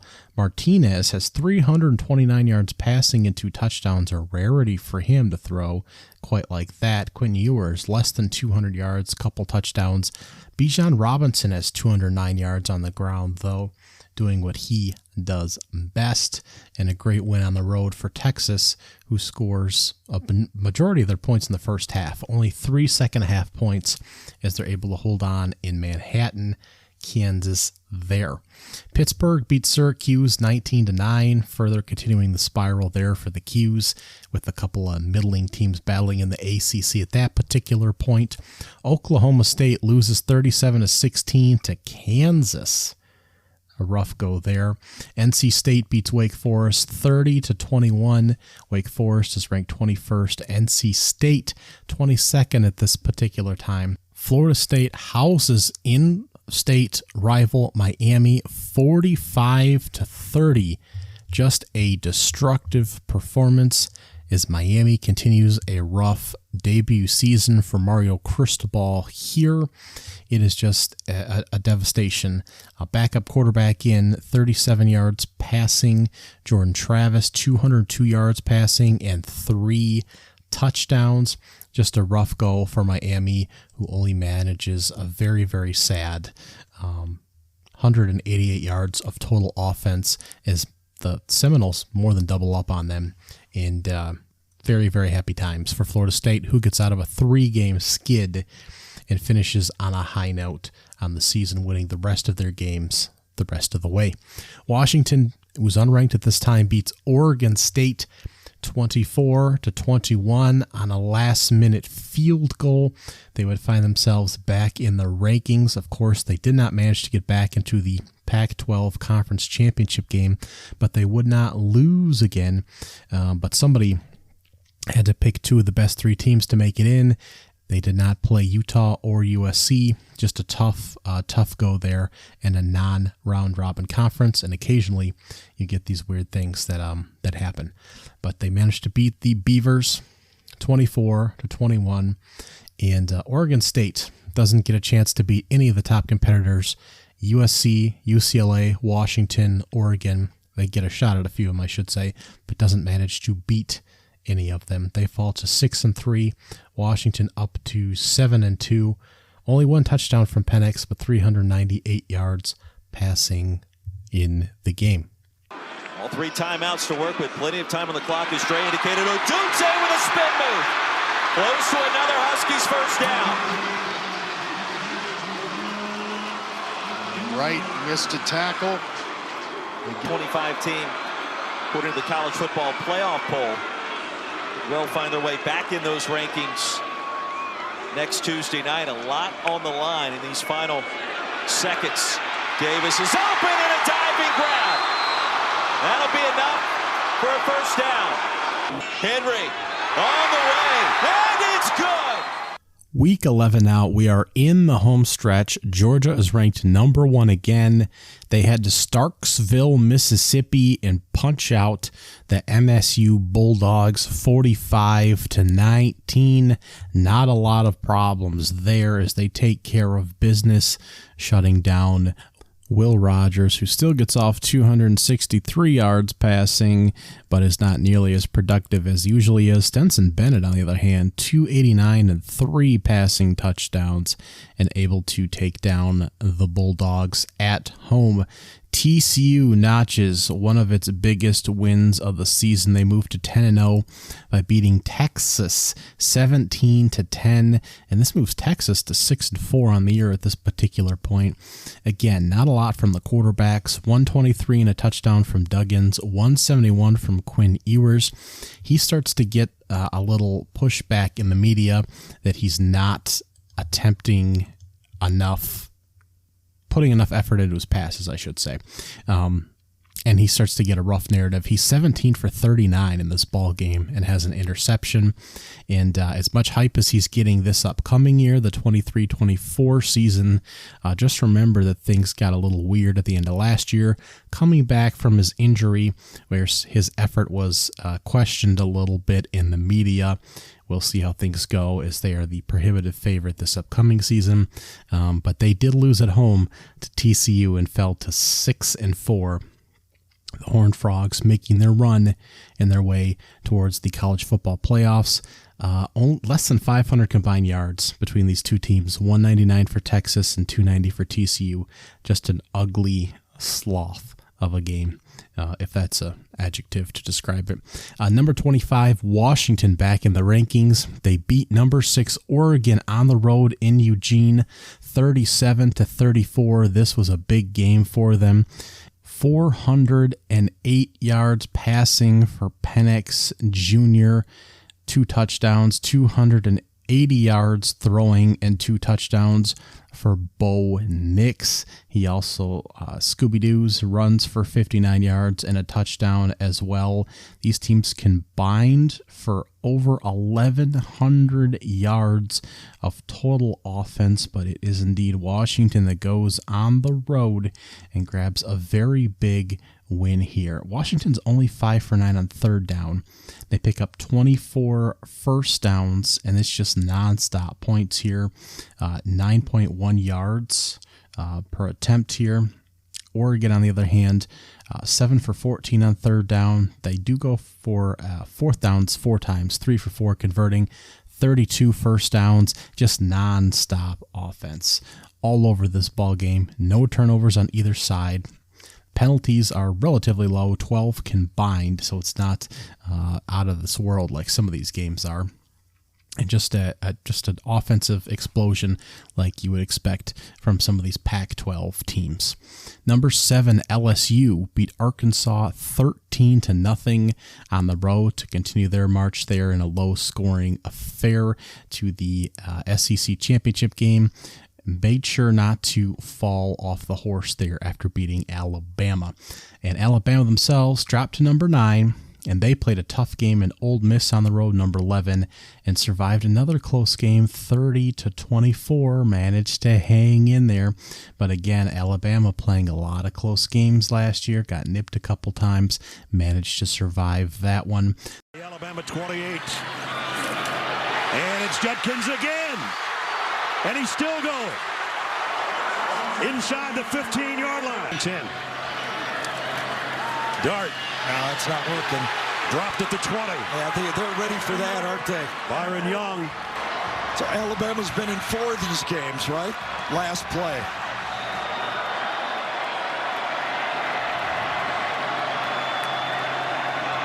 Dart. To the end zone. Incomplete. Broken up by Brian Branch. Intended for Jonathan Mingo. And there's a smile on the face of Nick Saban right now. Maybe for the first time in a couple of weeks. Number 12, UCLA lost at home to that feisty Arizona Wildcat team, 34-28. Their second loss of the year, their second conference loss, knocking them at this particular point out of the conference race, especially with a week to go. 315 yards passing and 2 touchdowns from Delora. Thompson Robinson, 45 yards and a touchdown. Cabernet did have 182 yards rushing and 3 more touchdowns as one of the great backs in college football. And there's a fleet of them, but he did an excellent job there. Tough time converting on third downs for UCLA, 5 for 13, while Arizona was batting 50%, and a turnover as well for UCLA helped put them in a tough position as well, as the Wildcats finally grabbed one of the top teams there, and just a great job winning on the road in Los Angeles. North Carolina ranked 15th, went on the road there and was able to punch out Wake Forest 36-34. A field goal in the fourth was the difference. 490 yards for Wake Forest. Sam Hartman, 4 touchdowns, 320 yards. Drake May, 3 touchdowns, 448 yards. 584 total yards of offense for North Carolina. For those keeping tabs at home, over 1,000 yards combined offense. Josh Downs had 11 catches for 154 yards and 3 of those touchdowns. And just an offensive shootout. North Carolina was 10 for 16 on third down. Wake Forest was 3 for 12. And yet this game went down to the very wire. North Carolina kicked the field goal with just 2 minutes left in the game. Notre Dame survives Navy. They are ranked 20th, but they won there. Illinois loses to Purdue in a game that made a difference in the West Conference race there. So that was the big trip up for the Fighting Illini, despite a great defensive front and one of the best defenses in the country, with a whole slew of them coming from the Big Ten, and particularly the West Division there. Illinois, Iowa, even Minnesota was in the mix. So a lot of great defenses there in the West Division. Offense is a little iffy as well, but Illinois, tough loss there to the Purdue Boilermakers, and that could have made the difference there in the conference title race. 3 touchdowns for Aiden O'Connell, 237 yards passing. And Chase Brown, one of the best running backs in the country, has 98 yards and 2 touchdowns for the Fighting Illini, who do score in every single quarter, but can't quite get it done. Syracuse loses again to number 23, Florida State this time, 38-3, as the Seminoles continue to fire up there. Oklahoma loses again to woeful West Virginia. South Carolina falls 38-6 to Florida in the Swamp. That's not a great look there. Texas Tech punches out Kansas 43-28. NC State, who's ranked 16th at the time, loses 21-20 to a god-awful Boston College team in the final seconds there. They had tons of offensive line injuries last year to the point that they were converting defensive linemen. Neither team had its starting quarterback. Just a horrible watch there. And another notable game was number 22 Central Florida beating number 17 Tulane on the road, 38-31. These teams would rematch in the conference championship game in a couple of weeks. But Pratt, the starting quarterback for Tulane in this game, had 3 touchdowns. Spears, one of the best running backs in the country, had 130 yards on 8 carries. Plumlee, a great dual threat for Central Florida, 132 yards passing, 176 rushing, 3 total touchdowns in a good football game there that would be rematched later on in the conference championship game. So those are the footnotes and the main notes for Week 11 as we're thinning out in the meaningful games towards the back end of the season. Now, to bridge into Week 12 here, Kentucky lost in both Week 11 and Week 12 to very different quality opponents. First losing to Vanderbilt in Week 11 in a shocker as that program has slowly been trending upwards. Just a tough loss there for the Wildcats and that offensive line, which is one of the worst. And turned around and lost to Georgia in Week 12, 16-6, kept it close there. And Georgia's not able to exploit that offensive line as well, and they hang for a bit before ultimately losing in the final game of the season. Ohio State pushes past Maryland's good pass defense, 43-30 there. Michigan survives Illinois, 19-17, able to make a move there past that great defensive front. And you have to remember the Wolverines played several close games last year, Iowa, Illinois, and another one against Maryland as well. But they made it past Illinois there. TCU 29-28 over Baylor in a back and forth game. TCU has to run onto the field with the clock running to kick the game-winning field goal. Certainly you remember that football game. Now TCU, 8 of the past 9 games won by 10 points or less at SMU, against number 18 at the time, Oklahoma, at number 19, Kansas, number 8, Oklahoma State, number 17, Kansas State, at West Virginia, Texas Tech, at number 18, Texas the week before, and now over Baylor. Just a wild string of games that they had to win in order to make it to the playoffs, of course. A spike on 2nd and 7, so now it's 3rd and 7 with 22 seconds left. 3rd down, another run. DeMercado. Gonna get on the field. Yeah, he got a hustle here. Wow. A run, and now it's a total scramble. Emergency mode for the unbeaten Horned Frogs. Hypno-Toad in a hurry. Griffin Kell for the win. TCU is undefeated still. Wow! Unreal! In a couple of huge Pac-12 games, number 7 USC wins the Battle of LA 48-45 over number 16 UCLA, which officially knocks the Bruins out of any Pac-12 conversation discussion. Terribly unfortunate for that team. 470 yards passing for Caleb Williams and a couple touchdowns. Another one rushing. DTR, 309 yards passing and 4 touchdowns. He has 3 interceptions, does have 75 yards and 2 yards rushing. So altogether, just over 380 yards of total offense and 6 touchdowns for him. But the turnovers are killer. And USC and UCLA combined throw up almost 1,200 yards of total offense. But again, the turnover margin is 4-1, favoring USC, one of the top teams in forcing turnovers. I believe they're number 1 last season and coming away big there in the Battle of Los Angeles. In the other bracket, Oregon and Utah, and the Mighty Ducks come away 20-17 over Utah as Cam Rising throws 3 interceptions of his own in a critical loss here. Bo Nix has 287 yards tossing, and I believe this is one of the games where he was banged up a bit, but he manages to move and pick up a key conversion on 4th down to win this football game. Yep. Kincaid, 11 catches for 99 yards for Utah, but it is not enough. South Carolina moves to 7-4 by pulling off another huge shocker.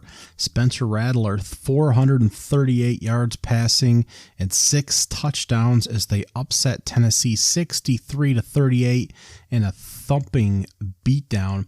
Hendon Hooker does play a good chunk of this, 247 yards and 3 touchdowns, but he goes down with what would be a season-ending knee injury.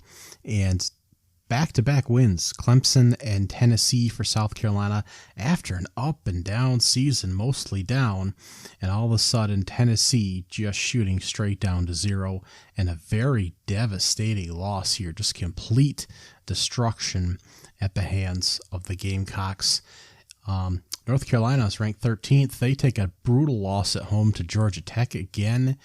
Replaced their coach already a few games in. Josh Downs drops a touchdown pass late, and this team completely implodes. Just a tough loss there. Ole Miss loses to Arkansas 42-27. They were ranked 14th at the time. Number 20 Central Florida loses 17-14 to Navy, which helps lock Tulane into the AAC American Conference Championship game. Florida falls to Vanderbilt, giving Vanderbilt another key staple win. A tough loss for them there. In non-football related news, Akron and Buffalo's game is actually moved due to snow, as is the Buffalo Bills game on Sunday, in a weird anomaly that we see due to the weather once in a while. And in a very, very sad circumstance, Virginia and Coastal Carolina, their game is canceled due to a campus shooting on Virginia's campus. And of course, Virginia decides to cancel the rest of their football season. Thanksgiving week is week 13. Number 20, Ole Miss fell again, 22-22 in the Egg Bowl to their rival Mississippi State on Thanksgiving Day. Ole Miss comes up short on a 2-point conversion, and both teams end up finishing the regular season at 8-4. The following day, Black Friday, Texas takes down Baylor 38-27. Texas finishes 8-4. It's not the season that they expected to have, but it wasn't for Baylor either, who finishes 6-6 on the year after the Big 12 Conference Championship appearance the year previous. Quinn Ewers, less than 200 yards passing. Bijan Robinson did have 179 yards and a couple touchdowns in a great game for him there. UCLA survives another feisty battle by California there, 35-28 after playing well against Notre Dame and a couple other squads. Now, Cal's quarterback, Jake Plummer, who I've not talked about that much, but you probably haven't heard a lot about either unless you're watching a lot of Cal games. He had 4 touchdowns here on the game, 294 yards total. He was actually a pretty good performer on the season for a pretty awful roster there in Cal, and he's transferring to Louisville this season, who has a new head coach, has an easy schedule, so keep an eye out to see how productive he'll be this upcoming season. A lot of people are optimistic that Louisville will be in the mix for the ACC conference title this upcoming year. We'll see about that. Tulane is ranked 19th. They win 27-24 over number 24 Cincinnati on the road, and they're able to clinch the American Conference Championship berth, I should say, into the Conference Championship game. Pratt has 162 yards passing and a touchdown. Not super spectacular there, but Spears, more importantly, 181 yards rushing and 2 touchdowns for the great running back there, and just a iffy performance by Cincinnati at home. The great Tulane Green Wave defense, again, turning it around from the year previous with only 2 wins. 383 yards of offense isn't spectacular. 337 for Cincinnati. The offenses are combined 9 for 28 on third down. Really atrocious there. So really a defensive battle in Ohio. Boise State 42-23 over Utah State, and they finish 8-0 in the Mountain West and walk their way into the Mountain West Conference Championship game. Just a big victory for a team we haven't spoken a lot about there, and you probably didn't watch a whole lot of last season, but they did have a lot of success in the regular season. Mountain West Conference, not as challenging, I would say, last season as they can be in some years.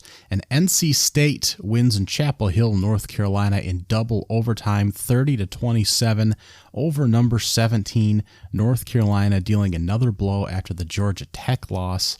Just tough a way to end the season for North Carolina. It's defense not stepping up as you'd hope they would. Drake May, 233 yards and a touchdown. They're only 5 for 20 on third down. NC State is on its third quarterback, and he throws 27 for 40 for 271 and 2 touchdowns. That's Ben Finley. They're only 4 for 16 on third down. Yet we get 330 yards of offense out of NC State and 351 yards out of North Carolina as they take a critical loss at home in the ball game. And just a big win for NC State, which again, struggling with offense in general. And that was before they ended up playing 3 quarterbacks. But they finished 8-4 on the season. North Carolina 9-3. Those are the regular season finishes for those 2 squads. Now the Saturday slate was phenomenal. We had number 3 Michigan beating Ohio State, number 2 Ohio State, 45-23, and the Buckeyes actually led 20-17 at the half. They had 2 turnovers late in this game that prevented them from getting back into it. J.J. McCarthy had 262 yards passing and 3 touchdowns as he put the ball in the air. He also had a rushing touchdown as well, pushing one through. 2 touchdowns for Edwards as well, 160 yards and 2 touchdowns for Johnson at the receiving position. C.J. Stroud did have 349 yards passing and 2 touchdowns. But man, it just looked like the Ohio State defense was stuck in the mud there. And they're going to have to make some adjustments moving forward as far as what that defense is doing on the back end. Is the ball was just thrown all over in the back end there. And then the defensive line was just mush by the end of the game as well when Edwards took an 85-yard touchdown to the house. So really just a bad look by Ohio State there. Ibuka still had 9 catches for 125 yards and a touchdown. Harrison Jr. still had 7 catches for 120 yards and a touchdown. So the offense was there, 492 yards and 530 yards of total offense for Michigan. Just amazing turnaround for Michigan, 2 games in a row now, and it doesn't really seem to matter who's playing at home in this series. Obviously, Ohio State had won, I think it was 8 consecutive games in the series at one point, and now Michigan's won 2 games in a row. So this year they'll be playing in Ann Arbor, but I'm not sure that home field really matters. So another big matchup coming this year, but Michigan winning back-to-back games over Ohio State. Just huge, and a big game late in the season last year. LSU, number 5, loses at College Station to Texas A&M. Texas A&M ended up, they were 4-7 at that point, moving to 5-7, not making a bowl game. And just a sudden loss there, kind of like the year prior when LSU and Ed Orgeron wasn't going anywhere, and they pulled an upset of their own over, I believe it was Texas A&M. I believe it was the other way around there. But the Tigers were still going to head to the conference championship game. Just a weird way for the number 5 team in the country to go down on the road there in the last week of the regular season. The Iron Bowl was won by Alabama, 49-27. They managed to put a good game together there. 343 yards by Bryce Young and 3 touchdowns and a nice win there. Clemson lost 31-30 to South Carolina. And the Clemson Tigers never lose at home. That is such a rarity. 99 yards passing for DJ Ungalele. Not a good look there. South Carolina then rolls up 2 big wins in a row over Clemson and Tennessee. Spencer Rattler, 360 yards of offense and 2 touchdowns. And those are the 2 big games that have such hype going for South Carolina heading into this upcoming season, where they're cracking the top 25 in a few preseason areas. We'll see what happens moving forward. Spencer Rattler still on the roster there, and just a good time for Beamer ball there. Frank Beamer doing a good job with that roster there in South Carolina. Kansas State locks up the Big 12 Conference Championship with the 47-27 win over poor little Kansas on a slide there. Just can't keep up the scoring pace, giving up nearly 50 in that game. Jaden Daniels only 168 yards passing. Will Howard's back in at quarterback for the Wildcats, 213 yards and 2 touchdowns, 147 yards on the ground for Deuce Vaughn and a touchdown. He also led the team in receiving yards with 82 as well for that group, and they moved to 9-3 on the year. Kansas still making a bowl game, though, at 6-6. Washington plays a good Washington State team, and it should have been a good rivalry game, but Washington just blew them out of the water. They were ranked 14th at the time. 51-33 was the final. Penix rolled up 485 yards of total offense, 3 touchdowns as well. He would finish number 2 in the country in passing yardage with 4,641. He was just behind Austin Reed of Western Kentucky, a very prolific passing offense there. Austin Reed, as a side note, would briefly enter the transfer portal this past offseason before deciding to return to Western Kentucky. So he will be back there again, trying to lead the country in passing yardage. He had 4,744 last year, about 100 ahead of Penix. Number 22, UCF, battled and survived this feisty South Florida team, which was really atrocious last year. 46-39, the Bulls 1-11 on the year. Their starting quarterback was a transfer out of Baylor, which had 2 quarterbacks fighting in the 2021 season for that starting position. Jerry Bohannon was the name, and actually he was benched for this particular game. Byron Brown was the starting quarterback, but regardless, rough year for South Florida there. Number 1, Georgia beat up on Georgia Tech 37-14. Number 4, TCU crushes Iowa State 62-14, the biggest whooping the Cyclones got the entire season. Number 6, USC took down number 15, Notre Dame 38-27.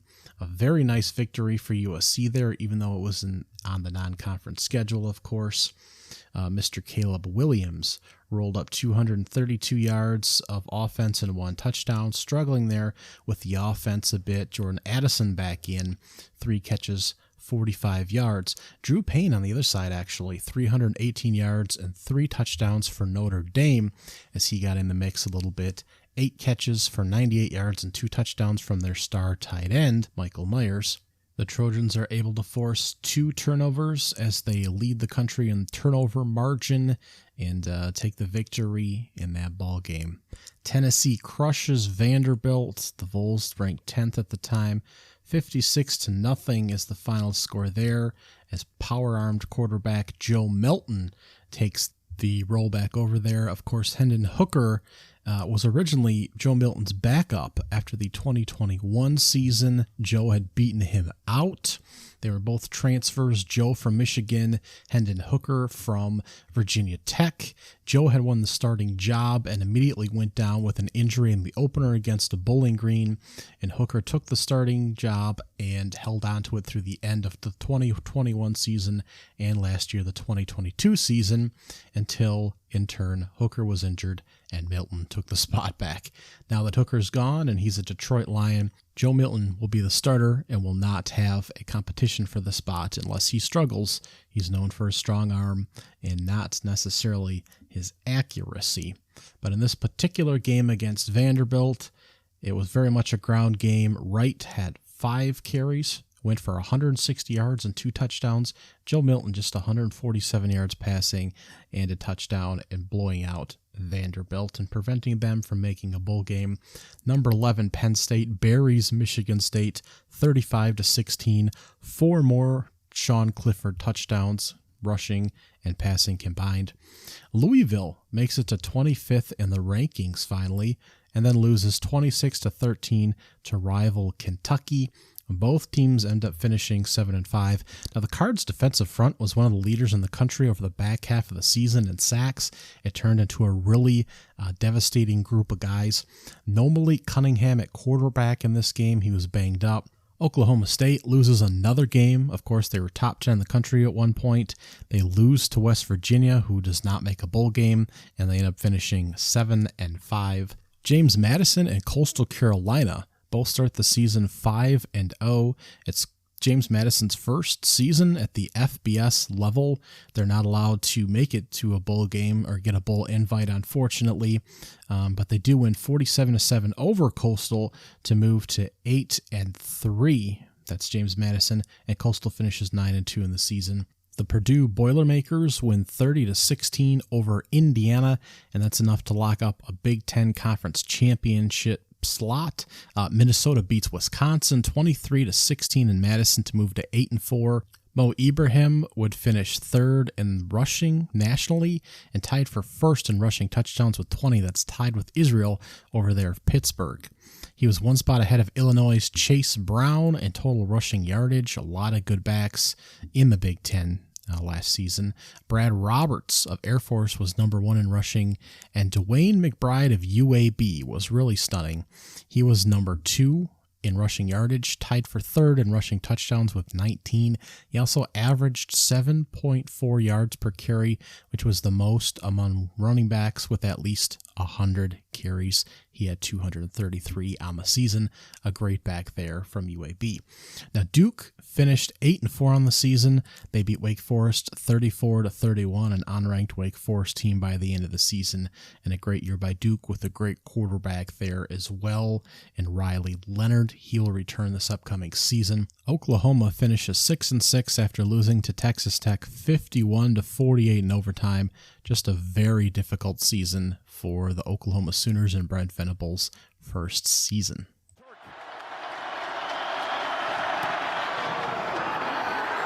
And it no good! No good! Looked like it wanted to hook, but it didn't do it quickly enough. Quick hitter, Price. And where's the spot going to be? It's short of the line to gain. Play of the game in overtime. Wolf with the attempt. 35 yards for the win. Did he? He did! Texas Tech, a winner!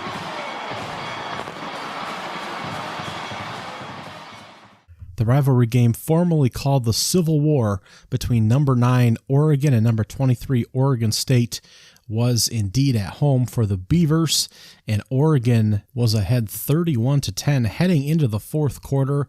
Oregon State scores 3 touchdowns in about 3 minutes of game time and hold on to the lead for the entire back end of the fourth quarter, including a situation where Oregon is in the red zone inside the 5 and attempting a 4th and goal at one point, and Oregon State makes a stand and holds on to the lead for almost 7 minutes, 38-34, and that is the final score of the ball game as they pulled just a tremendous upset. Number 21 Oregon over number 9 Oregon State. That was one of the bigger upsets in the final week of the regular season, along with Clemson, South Carolina, Ohio State, Michigan, and I guess those were the biggest ones there. But that was just Texas A&M, LSU, USC over Notre Dame, I guess wasn't as big of an upset, but just a great laundry list of good games on the last week of the regular season.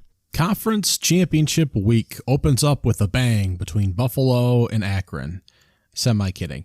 They play their rescheduled snow out game, and Buffalo wins it 23-22 to put themselves into a bowl game. That's the only reason that game was rescheduled. Akron finishes the season 2-10. But our non-Power 5 bowl matchups include Toledo over Ohio. The Toledo Rockets finished the season 8-5, 17-7 win over Ohio, who is 9-4 after a loss at Ford Field. Dequan Finn out of Detroit, Michigan, was a great quarterback for Toledo last season. A good dual threat, I should say, with his scrambling ability. Struggled a bit throwing the ball, but on a complete Toledo roster there and able to win the MAC Conference Championship. Now, Ohio has a real quarterback as well, and he'll be returning to the MAC this season. He was hurt in this particular game in the Conference Championship. They do have a superstar there, and Curtis Rourke, the 6'5 senior out of Oakville, Ontario, I believe it is, will indeed be back at quarterback there this season for Ohio, hopefully in a little bit better roster. It'd be nice to see him win at least a MAC championship before he takes a swing at making it into the NFL. That'd be great. It's been a while since we've seen a MAC guy have a real shot there. So keep an eye on Ohio this upcoming season, but they did fall to Toledo last year, 17-7 in the Sun Belt. Troy actually won it, 45-26, and I was talking down on the team earlier. 11-2 was their final record on the year. They beat Coastal Carolina, who finished 9-3. Grayson McCall, who was injured in the back half of the season, came back. 319 yards and 3 touchdowns for that great quarterback. Mobley is top receiver, 7 catches, 109 yards and a touchdown. Gabe Watson, 318 yards and 3 touchdowns for the Troy Trojans, who were able to make their way in and win the conference championship game. Coastal Carolina had some real defensive issues last year, and quarterback can make a big difference. Troy had a more complete team as well on the defensive end, and the Sun Belt teams, Appalachian State fell aside after some great wins and great games early against Power 5 teams, obviously. North Carolina and Texas A&M, Georgia State, and South Alabama, both great feisty teams, but not able to win the conference. Louisiana, post Billy Napier, wasn't able to quite get there either. Southern Miss, who pulled a big win against Tulane out of conference, not able to make it. Marshall had a few too many losses. James Madison actually finished with the same record as Coastal Carolina in their division of the Sun Belt, but not eligible. And so still some good teams there. But Troy, as much as I talked about them, I believe it was in the first part of the episode, just able to win the Sun Belt here in a very, I think, competitive conference at the non-Power 5 level. Moving on here to the, let's do the Mountain West. Boise State undefeated in conference play. They fall, though, to Fresno State 28-16. Both teams finish 9-4 overall. Now, Jake Haener was a great quarterback for Fresno State. He himself suffered injuries this season, so Fresno did take a couple losses in there. But again, great quarterback play in the non-Power 5 level can really elevate you. We saw Carson Strong and Nevada do it a couple seasons back, although they were short of the Mountain West Conference Championship, but he really pulled that team with receiver Josh Dobbs, who's now a Green Bay Packer, and we'll see what he can do in the pro leagues this year as well in his second season. But the Broncos had 2 turnovers in this game, both of them by the new quarterback under center and Talon Green, who will again be back this season and will hopefully be at the helm of a much better Broncos football team. Less than 600 yards of total offense in this game, so a thin margin here as the defenses really did a good job of keeping each other in check. And the Mountain West Conference champion last year was the Fresno State Bulldogs, but Boise will look to bounce back and run the conference next season. Tulane and UCF, just the teams we thought would be in the American Conference title game, was Cincinnati and Houston were the 2 thought to be on a collision course, but it's Tulane and UCF who were ranked 18th and 22nd respectively at the time. Tulane wins it. They finish 11-2 after a reverse of that, a 2-10 season the year before again. UCF 9-2. It was a 45-28 battle there. Plumlee again in at quarterback for Central Florida, the dual threat quarterback, in Matthew Pratt in for the Tulane Green Wave. 394 yards he puts up passing and 4 touchdowns. And again, Taj Spears at the running back position, 199 yards on the ground and a touchdown. Watts at the receiving position, 3 catches, 134 yards, just absolutely wild, and really putting a lot of points there on Central Florida. They do turn the ball over 3 times. They have a -3 turnover margin, yet they put up 238 yards more total offense, and that is the difference. UCF is 6 for 23 on third downs. They face a ton of them. The Green Wave are 4 for 11, but face half as many. UCF is also 7 for 10 on fourth down. Just have to try and move the ball. Just can't get a lot going on first and second down ever. And the Green Wave, again, ultimately wave goodbye to the UCF Golden Knights there. In the Conference USA Championship game, UTSA, which made a stellar run, finished the season 11-2 by beating North Texas, who was 7-6. A great offense on both sides there.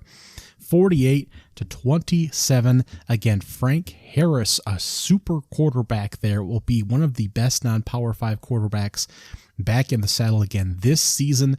I don't know if he's in year 6 or like 7 of eligibility. 341 yards and 4 touchdowns in this game. His top receiver, Zach Franklin, I believe it is, 10 receptions for 144 yards and 3 touchdowns. They might have the 3 best receivers returning in the American Conference this upcoming season as they make the transition from Conference USA to the American Conference, and that's going to do a whole lot of damage. Zachary Franklin, I apologize, at receiver, and they're going to do a lot of damage in Conference USA this season as they put up 200 more yards of offense than the North Texas Mean Green do in Conference USA. UTSA, I think, will be one of the most exciting teams to watch on television, even if the quality competition isn't there week to week. That'll be a fun team to watch this upcoming season. Now, the Power 5 Conference Championship games, a few of these are kind of what you expected. Georgia did beat LSU 50-30, if you recall. Not really much of a ball game. They were up 35-10 at the half. Backup quarterback in for LSU, a guy that can still play, a guy that's still on the roster heading into this season. So for some reason, Jalen Daniels is having trouble throwing the ball down the football field, and Garrett Nussmeier will be there. Almost 300 yards in this game and a couple touchdowns on Georgia. But Stetson Bennett, 4 touchdowns, 274 yards. They put up over 200 yards rushing on the ground as well, and just tear apart LSU. Less than 50 yards rushing for the Tigers, and they still manage more yards through the air, but just a tough time and trying to get back into this game, and they can't do it against Georgia. Not a lot of shock there. We did get the TCU-Kansas State rematch, and Kansas State won this game, as you will remember. TCU won the first one. This time it was Kansas State winning 31-28. Max Duggan bleeding and beaten up by the time this is over. He led the team in rushing with 110 yards and a touchdown, 251 yards passing and a touchdown as well. Quentin Johnston, 4 catches for 139. On the other side for the Wildcats, 199 and 2 touchdowns for Will Howard back under center. Deuce Vaughn, 130 and 1 for that young man. But this came down right to the wire. Weird start to the play. It's Duggan rolling, makes a cut, stretches. No signal. They'll spot him short. Ball was snapped, and it's like a backyard football play. Again, the toughness of this guy. Duggan stretches, knees are... It's the hip that landed first. It's a touchdown, but we're going to look at that elbow, forearm. Boom, forearm there. But the ball, if they review the spot, it's in. Duggan under center. Miller behind him. Miller's got the football. Fighting, stretching. No signal. Stop short. He's got the ball. No! Kansas State stops him. K-State's defense rises up on the goal line and denies Miller. And now any points on their possession will win them a Big 12 title. 31 yards out.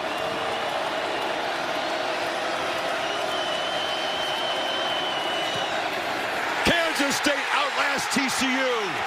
And they are Big 12 champions for the first time in a decade. Stopped multiple times on the goal line in overtime. TCU comes away with 0 points, including a big fourth down stop, and 0 points scored in overtime. So all Kansas State has to do is set up for a field goal, which they do, and kick it through. And TCU's playoff hopes are in danger as they move to 12-1. And obviously we know how that turns out. But it was devastating at that particular moment. I thought in watching the game that Duggan got the ball over the goal line at one particular point, and they should have had a touchdown scored before the ball went back to Kansas State, and we could have kept on resuming play with them up a touchdown. But what do I know? It's not like I watch any football or anything. So that was a big game, obviously, one of the biggest games with playoff implications on the line. Now, whether or not Michigan lost the Big Ten championship was probably irrelevant, although it cracked the door for Ohio State, both the TCU loss and if Michigan had suffered a defeat as well. They didn't. 43-22. McCarthy had 3 touchdowns and only 161 yards passing. This was, again, a ground game. Aiden O'Connell, 366 yards passing. They did get 71 yards on the ground for Maccabee. But not much of a game going on here. Mr. Jones, 13 catches and 162 yards for the Boilermakers, but not much of a contest here for the Michigan Wolverines. In the Pac-12 Conference Championship game, which is always played a day earlier on Friday in Paradise, Nevada at Allegiant Stadium, 47-24 was the final. Utah, ranked 11th at the time, over USC, who was ranked 4th. This knocked them out of the playoffs for sure. They were 11-2. That was the finish there afterwards for USC, was their final record. Utah was 10-3. Bad, because Caleb Williams was injured here after 363 yards passing and 3 touchdowns. They were not ahead when he was hurt, I don't believe, but he was making a real difference on the field. Cam Rising, 310 yards and 3 touchdowns. But this completely altered when Caleb Williams got hurt. 14 points in the first quarter, 7 points, 10 points total after that. They did score a touchdown late in the fourth. 23 points scored by Utah in the fourth quarter to put this game away. They just put tons of pressure on Caleb Williams, and the defense for USC could not keep Utah at bay, and that just made a tremendous difference. The field position battle as well, but Williams still looked absolutely phenomenal, playing on a bad ankle there or high shin injury, whichever it was. He'll look good coming back this upcoming season. He is just a phenomenal talent. He's so phenomenal.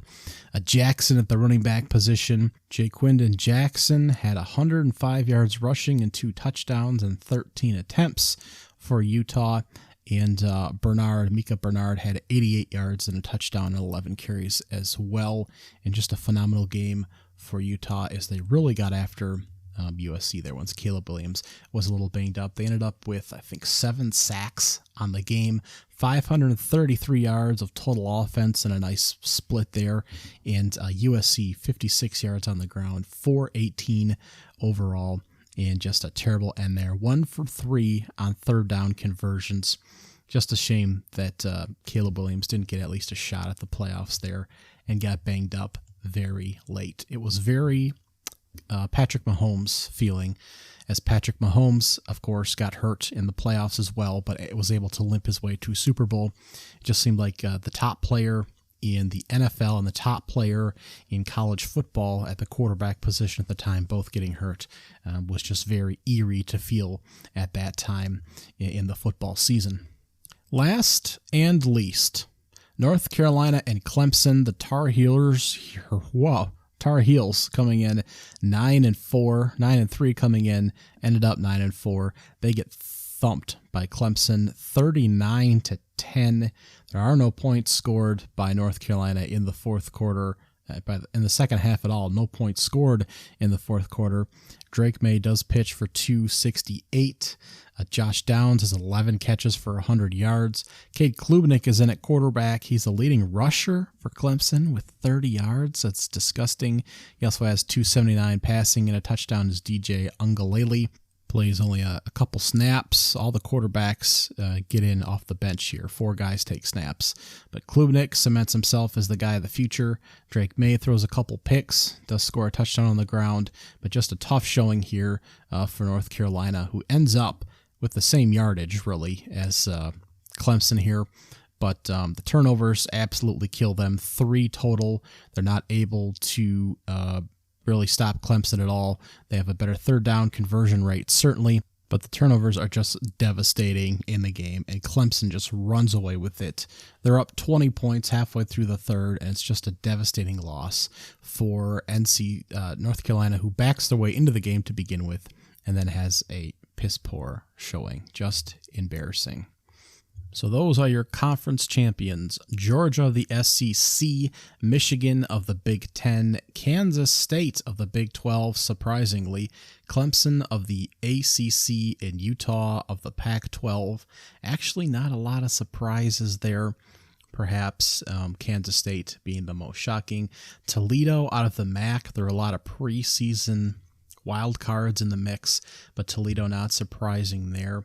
Fresno State out of the MAC was not a long shot, but Boise was again selected in there. Fresno with Haener was certainly in the mix, so not too stunning. Troy, I think, was a touch of a surprise. I think you could certainly find them as some picks to win that, but Coastal Carolina certainly in the mix. Appalachian State, I believe, still was, but Troy in the Sun Belt. Tulane was completely out of left field in the American Conference, and UTSA was not shocking out of Conference USA. So at the end of the day, not a whole lot of surprises in the 10 conference championship games. Let's talk about bowl games. Now, I've loved the 4-game playoff setup that we've had. I've loved that we still have the New Year's 6 bowl games and how important that those are.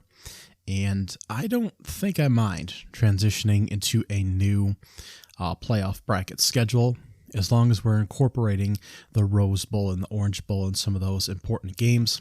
Everyone has a playoff structure. It's just been strange that the particular level of football at the highest degree does not. And I understand things change. So still playing games at the Rose Bowl, Orange Bowl that matter in the postseason, I think integrating that is fine. Now, bowl games outside of that structure, moving forward, or even previously, in any context, have to be discussed. How weird they are. They're played 2 to 4, 6, 5, 7 weeks after the teams participating finish their regular season. They take place while guys are trying to finish finals, trying to figure out what they're doing for the holidays, while coaches and players are trying to figure out if they are transferring schools, taking other jobs, going to the NFL. Some guys sit out, some play. There's the aspect that it's flu season and sickness happens. It's away games for everybody. Everybody travels to different warm weather destinations to play in these games, other than a few exceptions.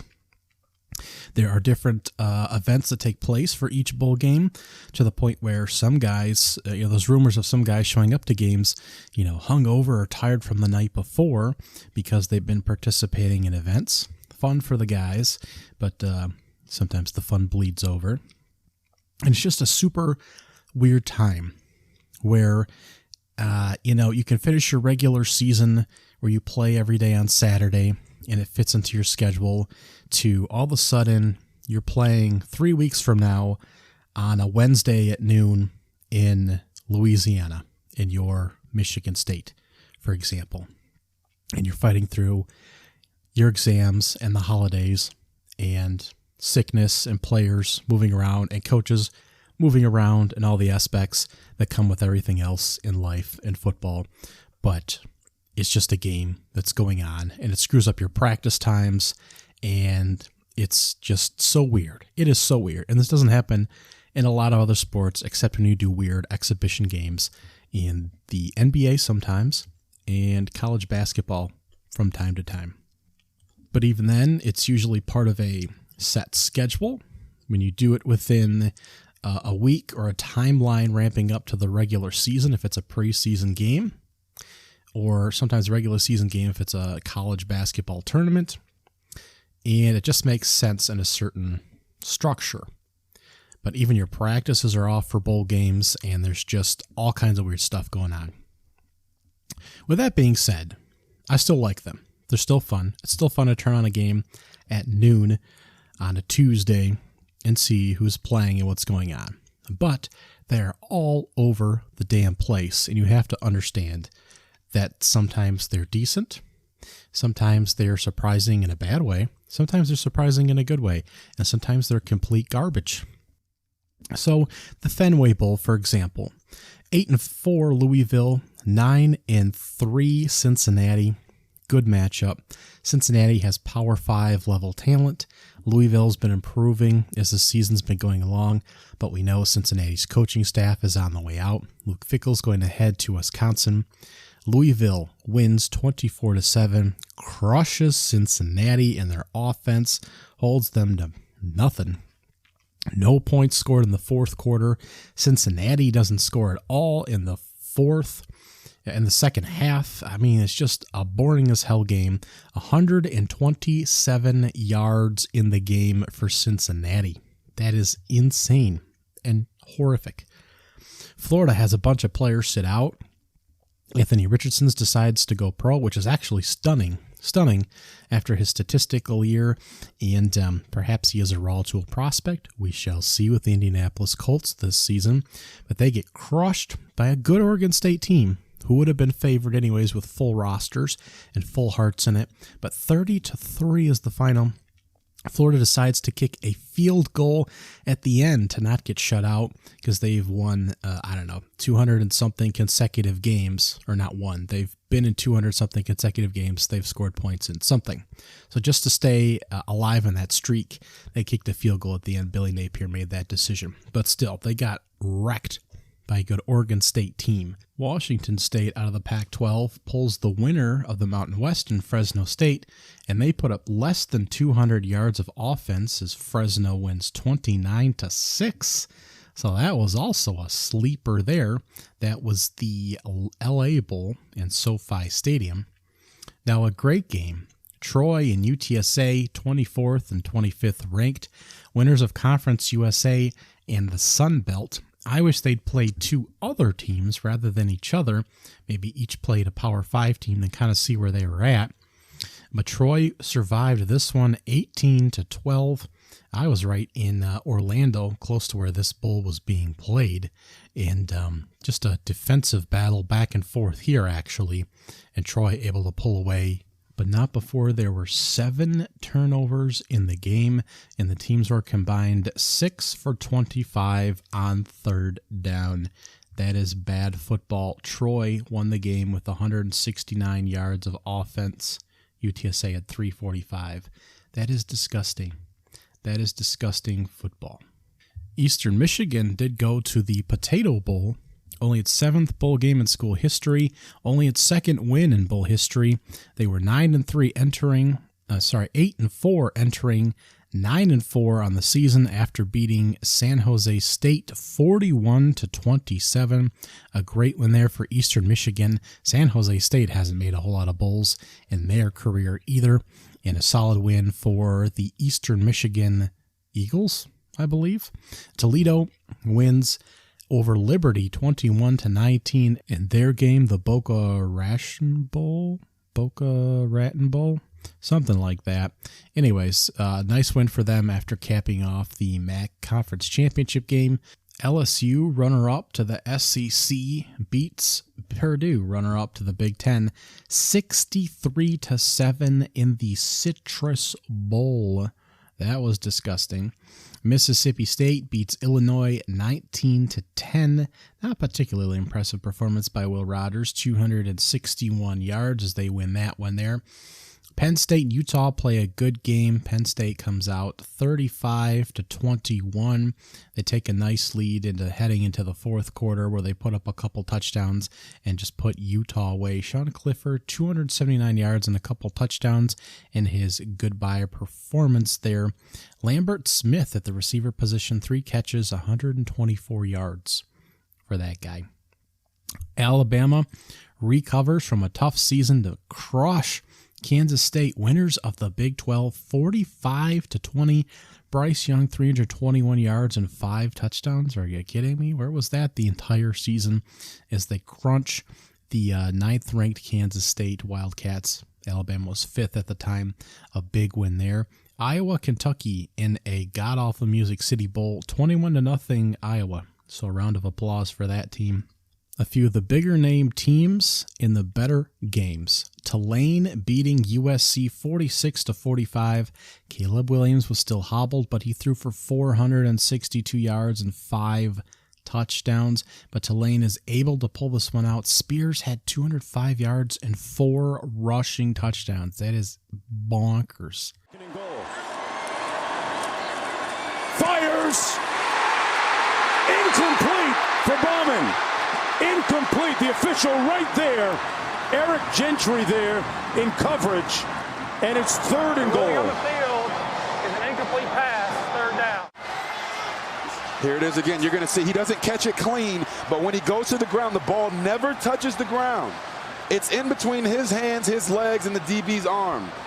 Let's bring in Matt Austin again, our rules analyst. What's your take, Matt? Yeah, Robert, you're exactly right. I don't see the ball touching the ground either. It is resting on both their hands. He secures it before it ever touches. I think this is going to be a touchdown. One chance for Caleb Williams. They're going to try a bunch of laterals here. Still on his feet.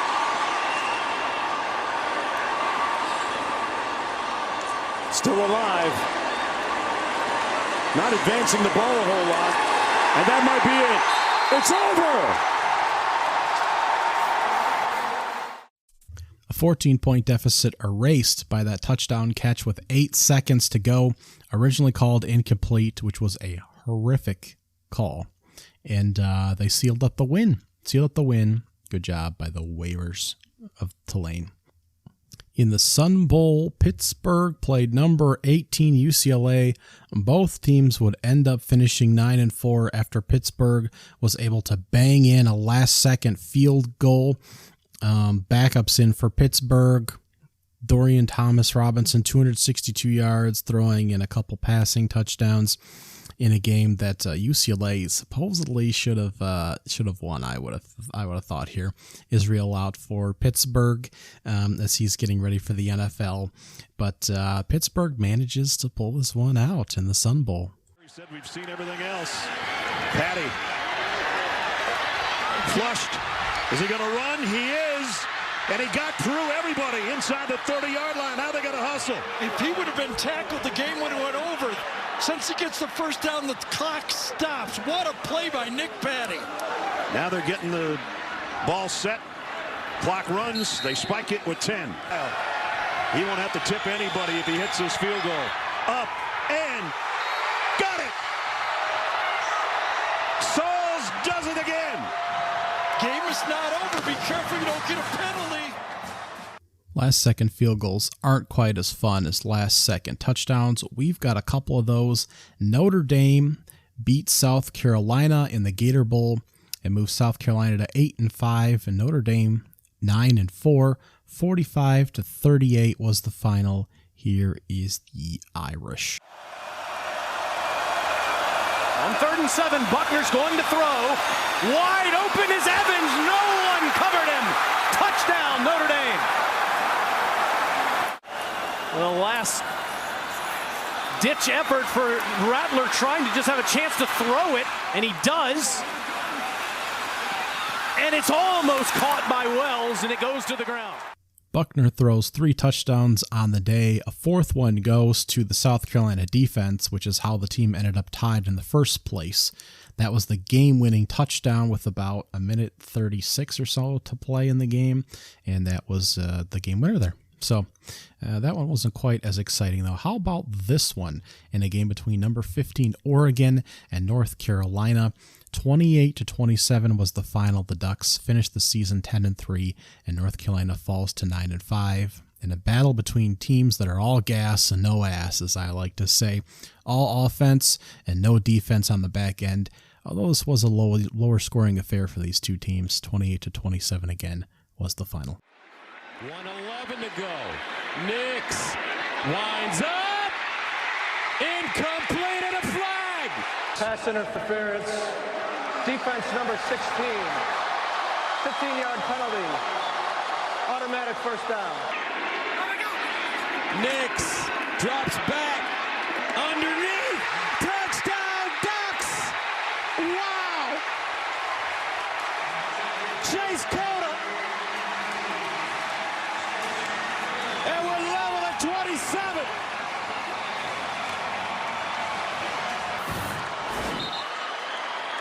Just an unbelievable drive. The ruling on the previous play was a catch and a touchdown.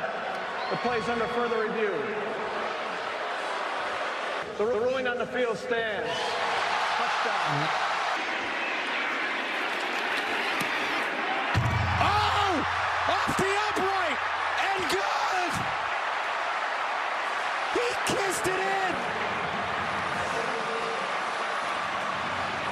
Unreal! Holy cow! Let it fly. May throws it up in the corner. And incomplete. Knocked down. And Oregon comes back and wins the Holiday Bowl. 28-27. The Ducks record their 10th win of the season. That's much better. When you want some hot action, just put Gus Johnson on the call there. Now, Ole Miss finished the season 8-5 after 5 turnovers in the Texas Bowl and a 42-25 drubbing at the hands of Texas Tech, who finishes 8-5 as well. A number of close games there.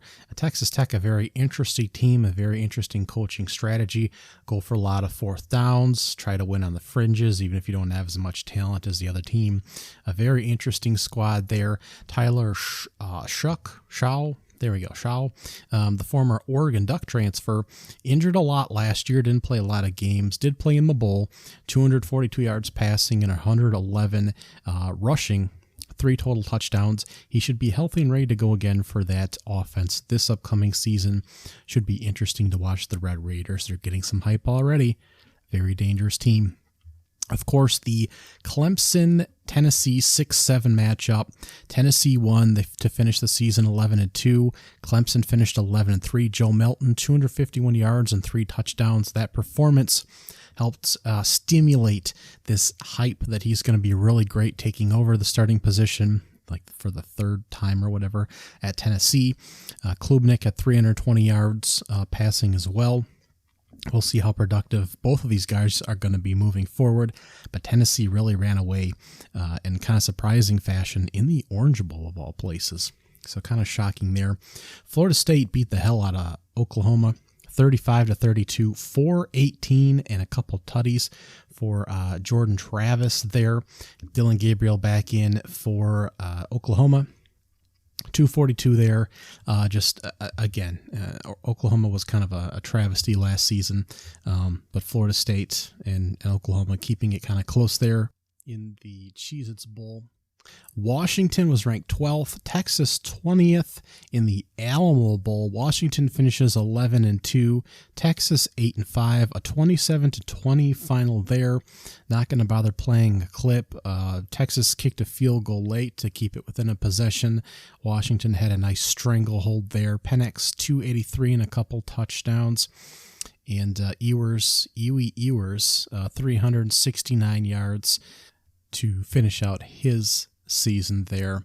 And I think that just about rounds us up to the playoffs. One more, the Liberty Bowl. Arkansas finishes the season 7-6. Kansas 6-7, so right around that 500 range.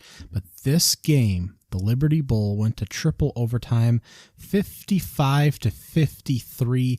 Jalen Daniels, there we go. Jalen Daniels put up 544 yards passing and 5 touchdowns. KJ Jefferson put up 287 in the air, 130 on the ground, 4 total touchdowns as we went multiple innings here. Of course, once you get to that third overtime again, it's one play from the 2-yard line for 2 points. So it's one play back and forth. Either both get it and move forward or both don't get it and move forward. But as soon as one person gets it and one doesn't, the point value is kind of irrelevant, really. It's like a shootout worth 2 points. You get one play at it. So strange. I really don't like it. I don't even like starting from the 20-yard line. I feel like it takes a lot of elements of the football game out. I just like playing an extra set amount of times with a full kickoff and all that stuff. But whatever. 3 overtimes, 55-53, and I think we got a little bite here. Lofts this one, and he's got it to Binion in the end zone for 2. With Bean in the game, and here it is. Looking for that end zone. The throw, and it's incomplete. And Arkansas wins it. 55-53 in 3 overtimes. They win the AutoZone Liberty Bowl in the highest scoring Liberty Bowl ever. Kansas gets a little too tricky for their own good. Jason Bean, the reserve quarterback, is in, and he's out at wide receiver. Takes a little handout and runs kind of a reverse action and tries to throw the pass back in, and it's nowhere near the receiver. So tough go there. Getting a little too tricky for their own good, and just a loss there for Kansas. And tough way to end the season after starting 5-0 to finish 6-7. Absolutely brutal. But their superstar, Jalen Daniels, will be back for this upcoming season. So now, 3 games left. Our playoff games. And really our national championship game, of course. Not a whole lot to say there. Georgia crushes TCU. But the 2 games heading into that, of course, as we remember, pretty interesting. Michigan coming up short against TCU, 51-45. You can go back and dissect some of Michigan's choices in particular in that game. A turnover on downs on the first possession, punting later in the game. Not a lot to say about that, but perhaps choosing to be a little bit more aggressive in certain times when TCU already had a nice lead going, and just letting the time kind of run out on you, even though it was a 1-possession game. Both teams had 3 turnovers in this game. I know that isn't the first thing that comes to mind, but 6 turnovers total in the game. Duggan, two touchdowns and 2 interceptions. 14 for 29 passing was not great, 225 yards. But 150 yards rushing for Amari Demercado at running back. Duggan himself had 2 touchdowns rushing as well, which certainly contributed.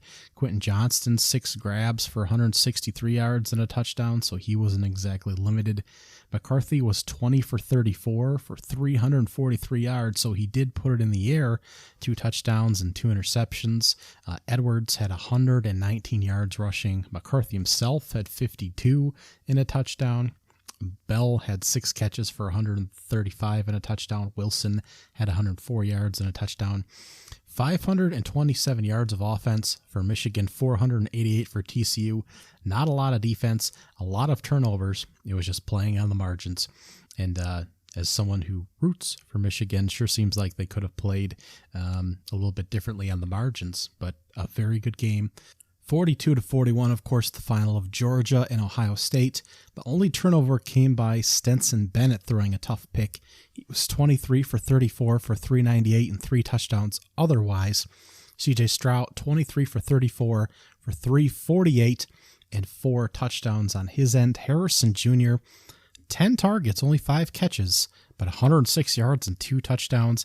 And Buka had 9 targets, 8 catches, 112 and a touchdown. And Fleming, of course, we don't talk about much, but will be a key part of the offense moving forward as well. 6 targets, 5 grabs for 71 yards. It was more distributed for Georgia. Bowers had 4 catches for 64 yards.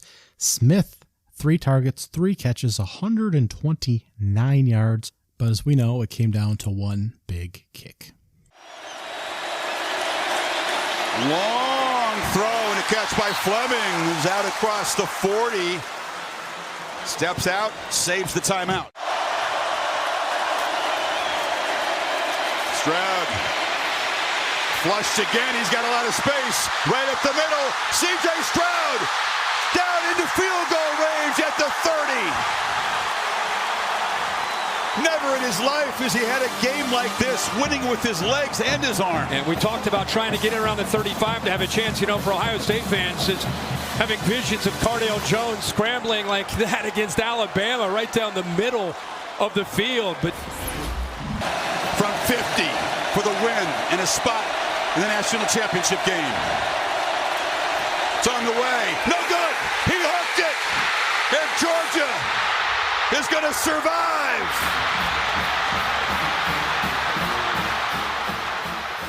Sucker was like a frisbee in the wind, just not even close. But tough loss there for Ohio State. And Georgia goes back, but it's close to not even making it to the national championship game, where they stomp out 65-7 Georgia over TCU. Stetson Bennett, 304 yards and 4 touchdowns.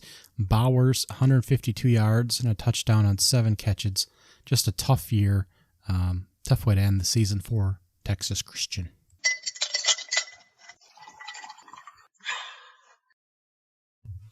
As far as awards go, Caleb Williams from USC, of course, won the Heisman Trophy. He also won the Maxwell Award and Walter Camp Award for his great quarterbacking there. Max Duggan beat out Caleb Williams and C.J. Stroud for the Davey O'Brien Award. Max Duggan actually won Quarterback of the Year, the Davey O'Brien Award. Best defensive back went to Travius Hodges Tomlinson of TCU, the Jim Thorpe there. Sonny Dykes won Coach of the Year, which is the Home Depot Award for TCU. So a great win there for those guys. The Michigan center won the Remington Award there, the transfer from Virginia, whose name I cannot pronounce. Christopher Dunn from NC State won Best Place Kicker Award. Jackson Campbell from Iowa, Best Linebacker, the Buck Kiss Award, of course. He'd later be a Detroit Lion. Bijan Robinson from Texas, Best Running Back. Of course, he's with the Atlanta Falcons now. Jalen Hyatt from Tennessee, also in the NFL, the Best Receiver in the country. He is gone. Brock Bowers returns. The John Mackey Award for Best Tight End from Georgia. Outland Trophy, Best Interior Lineman as well, went to the Michigan Center.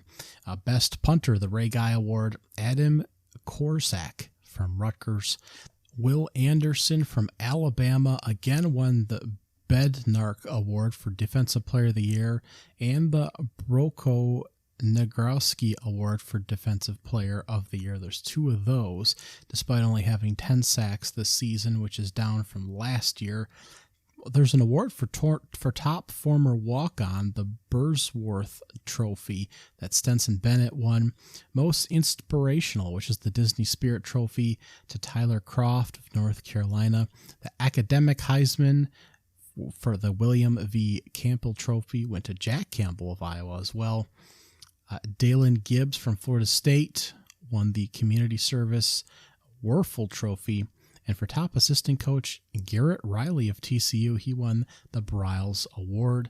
A few of your award winners there from last season. Michigan's offensive line as a unit won the Joe Moore Award for the 2nd year in a row for Best Offensive Line.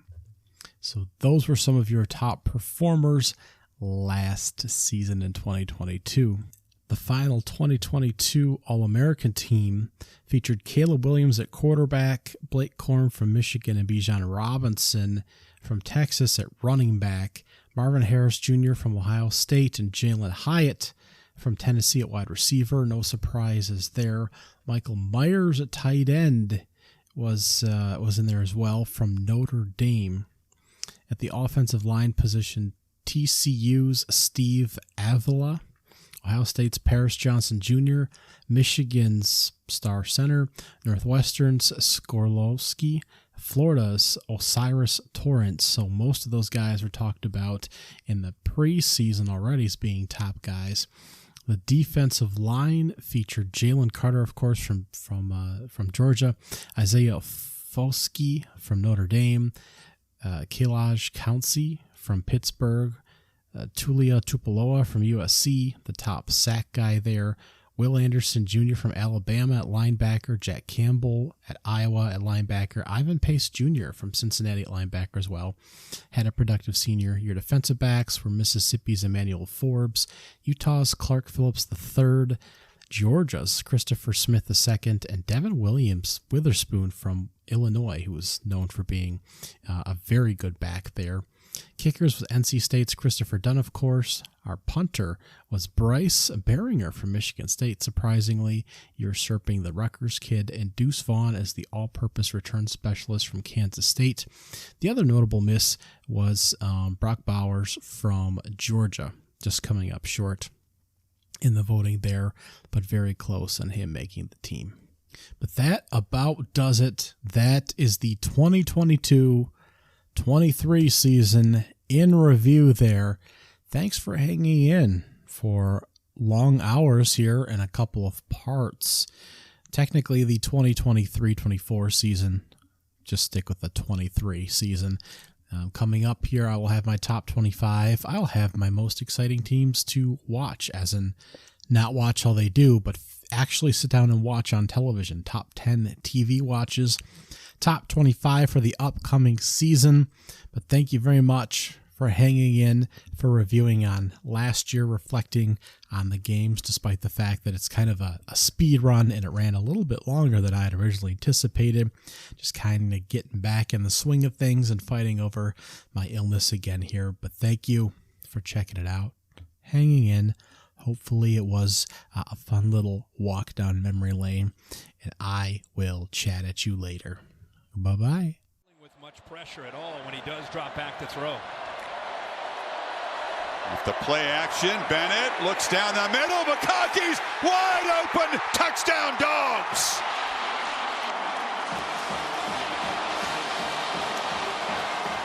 "37-yard strike. Another clever play design and masterful execution so far by the Dogs. Milton. No problem. Georgia overpowering TCU. Those routes down the seam in the middle. Bennett looking this time to the edge. Mitchell. One-handed catch for a touchdown. And the highlight reel continues. Off the right side, Savon Clark. And the beat goes on as the backups continue to make plays. Holly. Kirby just got the bucket. Remember last year they won it in Indy, and he's like off to recruiting. I was like, man, if you win this, you're gonna enjoy this. Oh, we got the roster to get ready. Oh, they missed him. It looks like he's enjoying this one.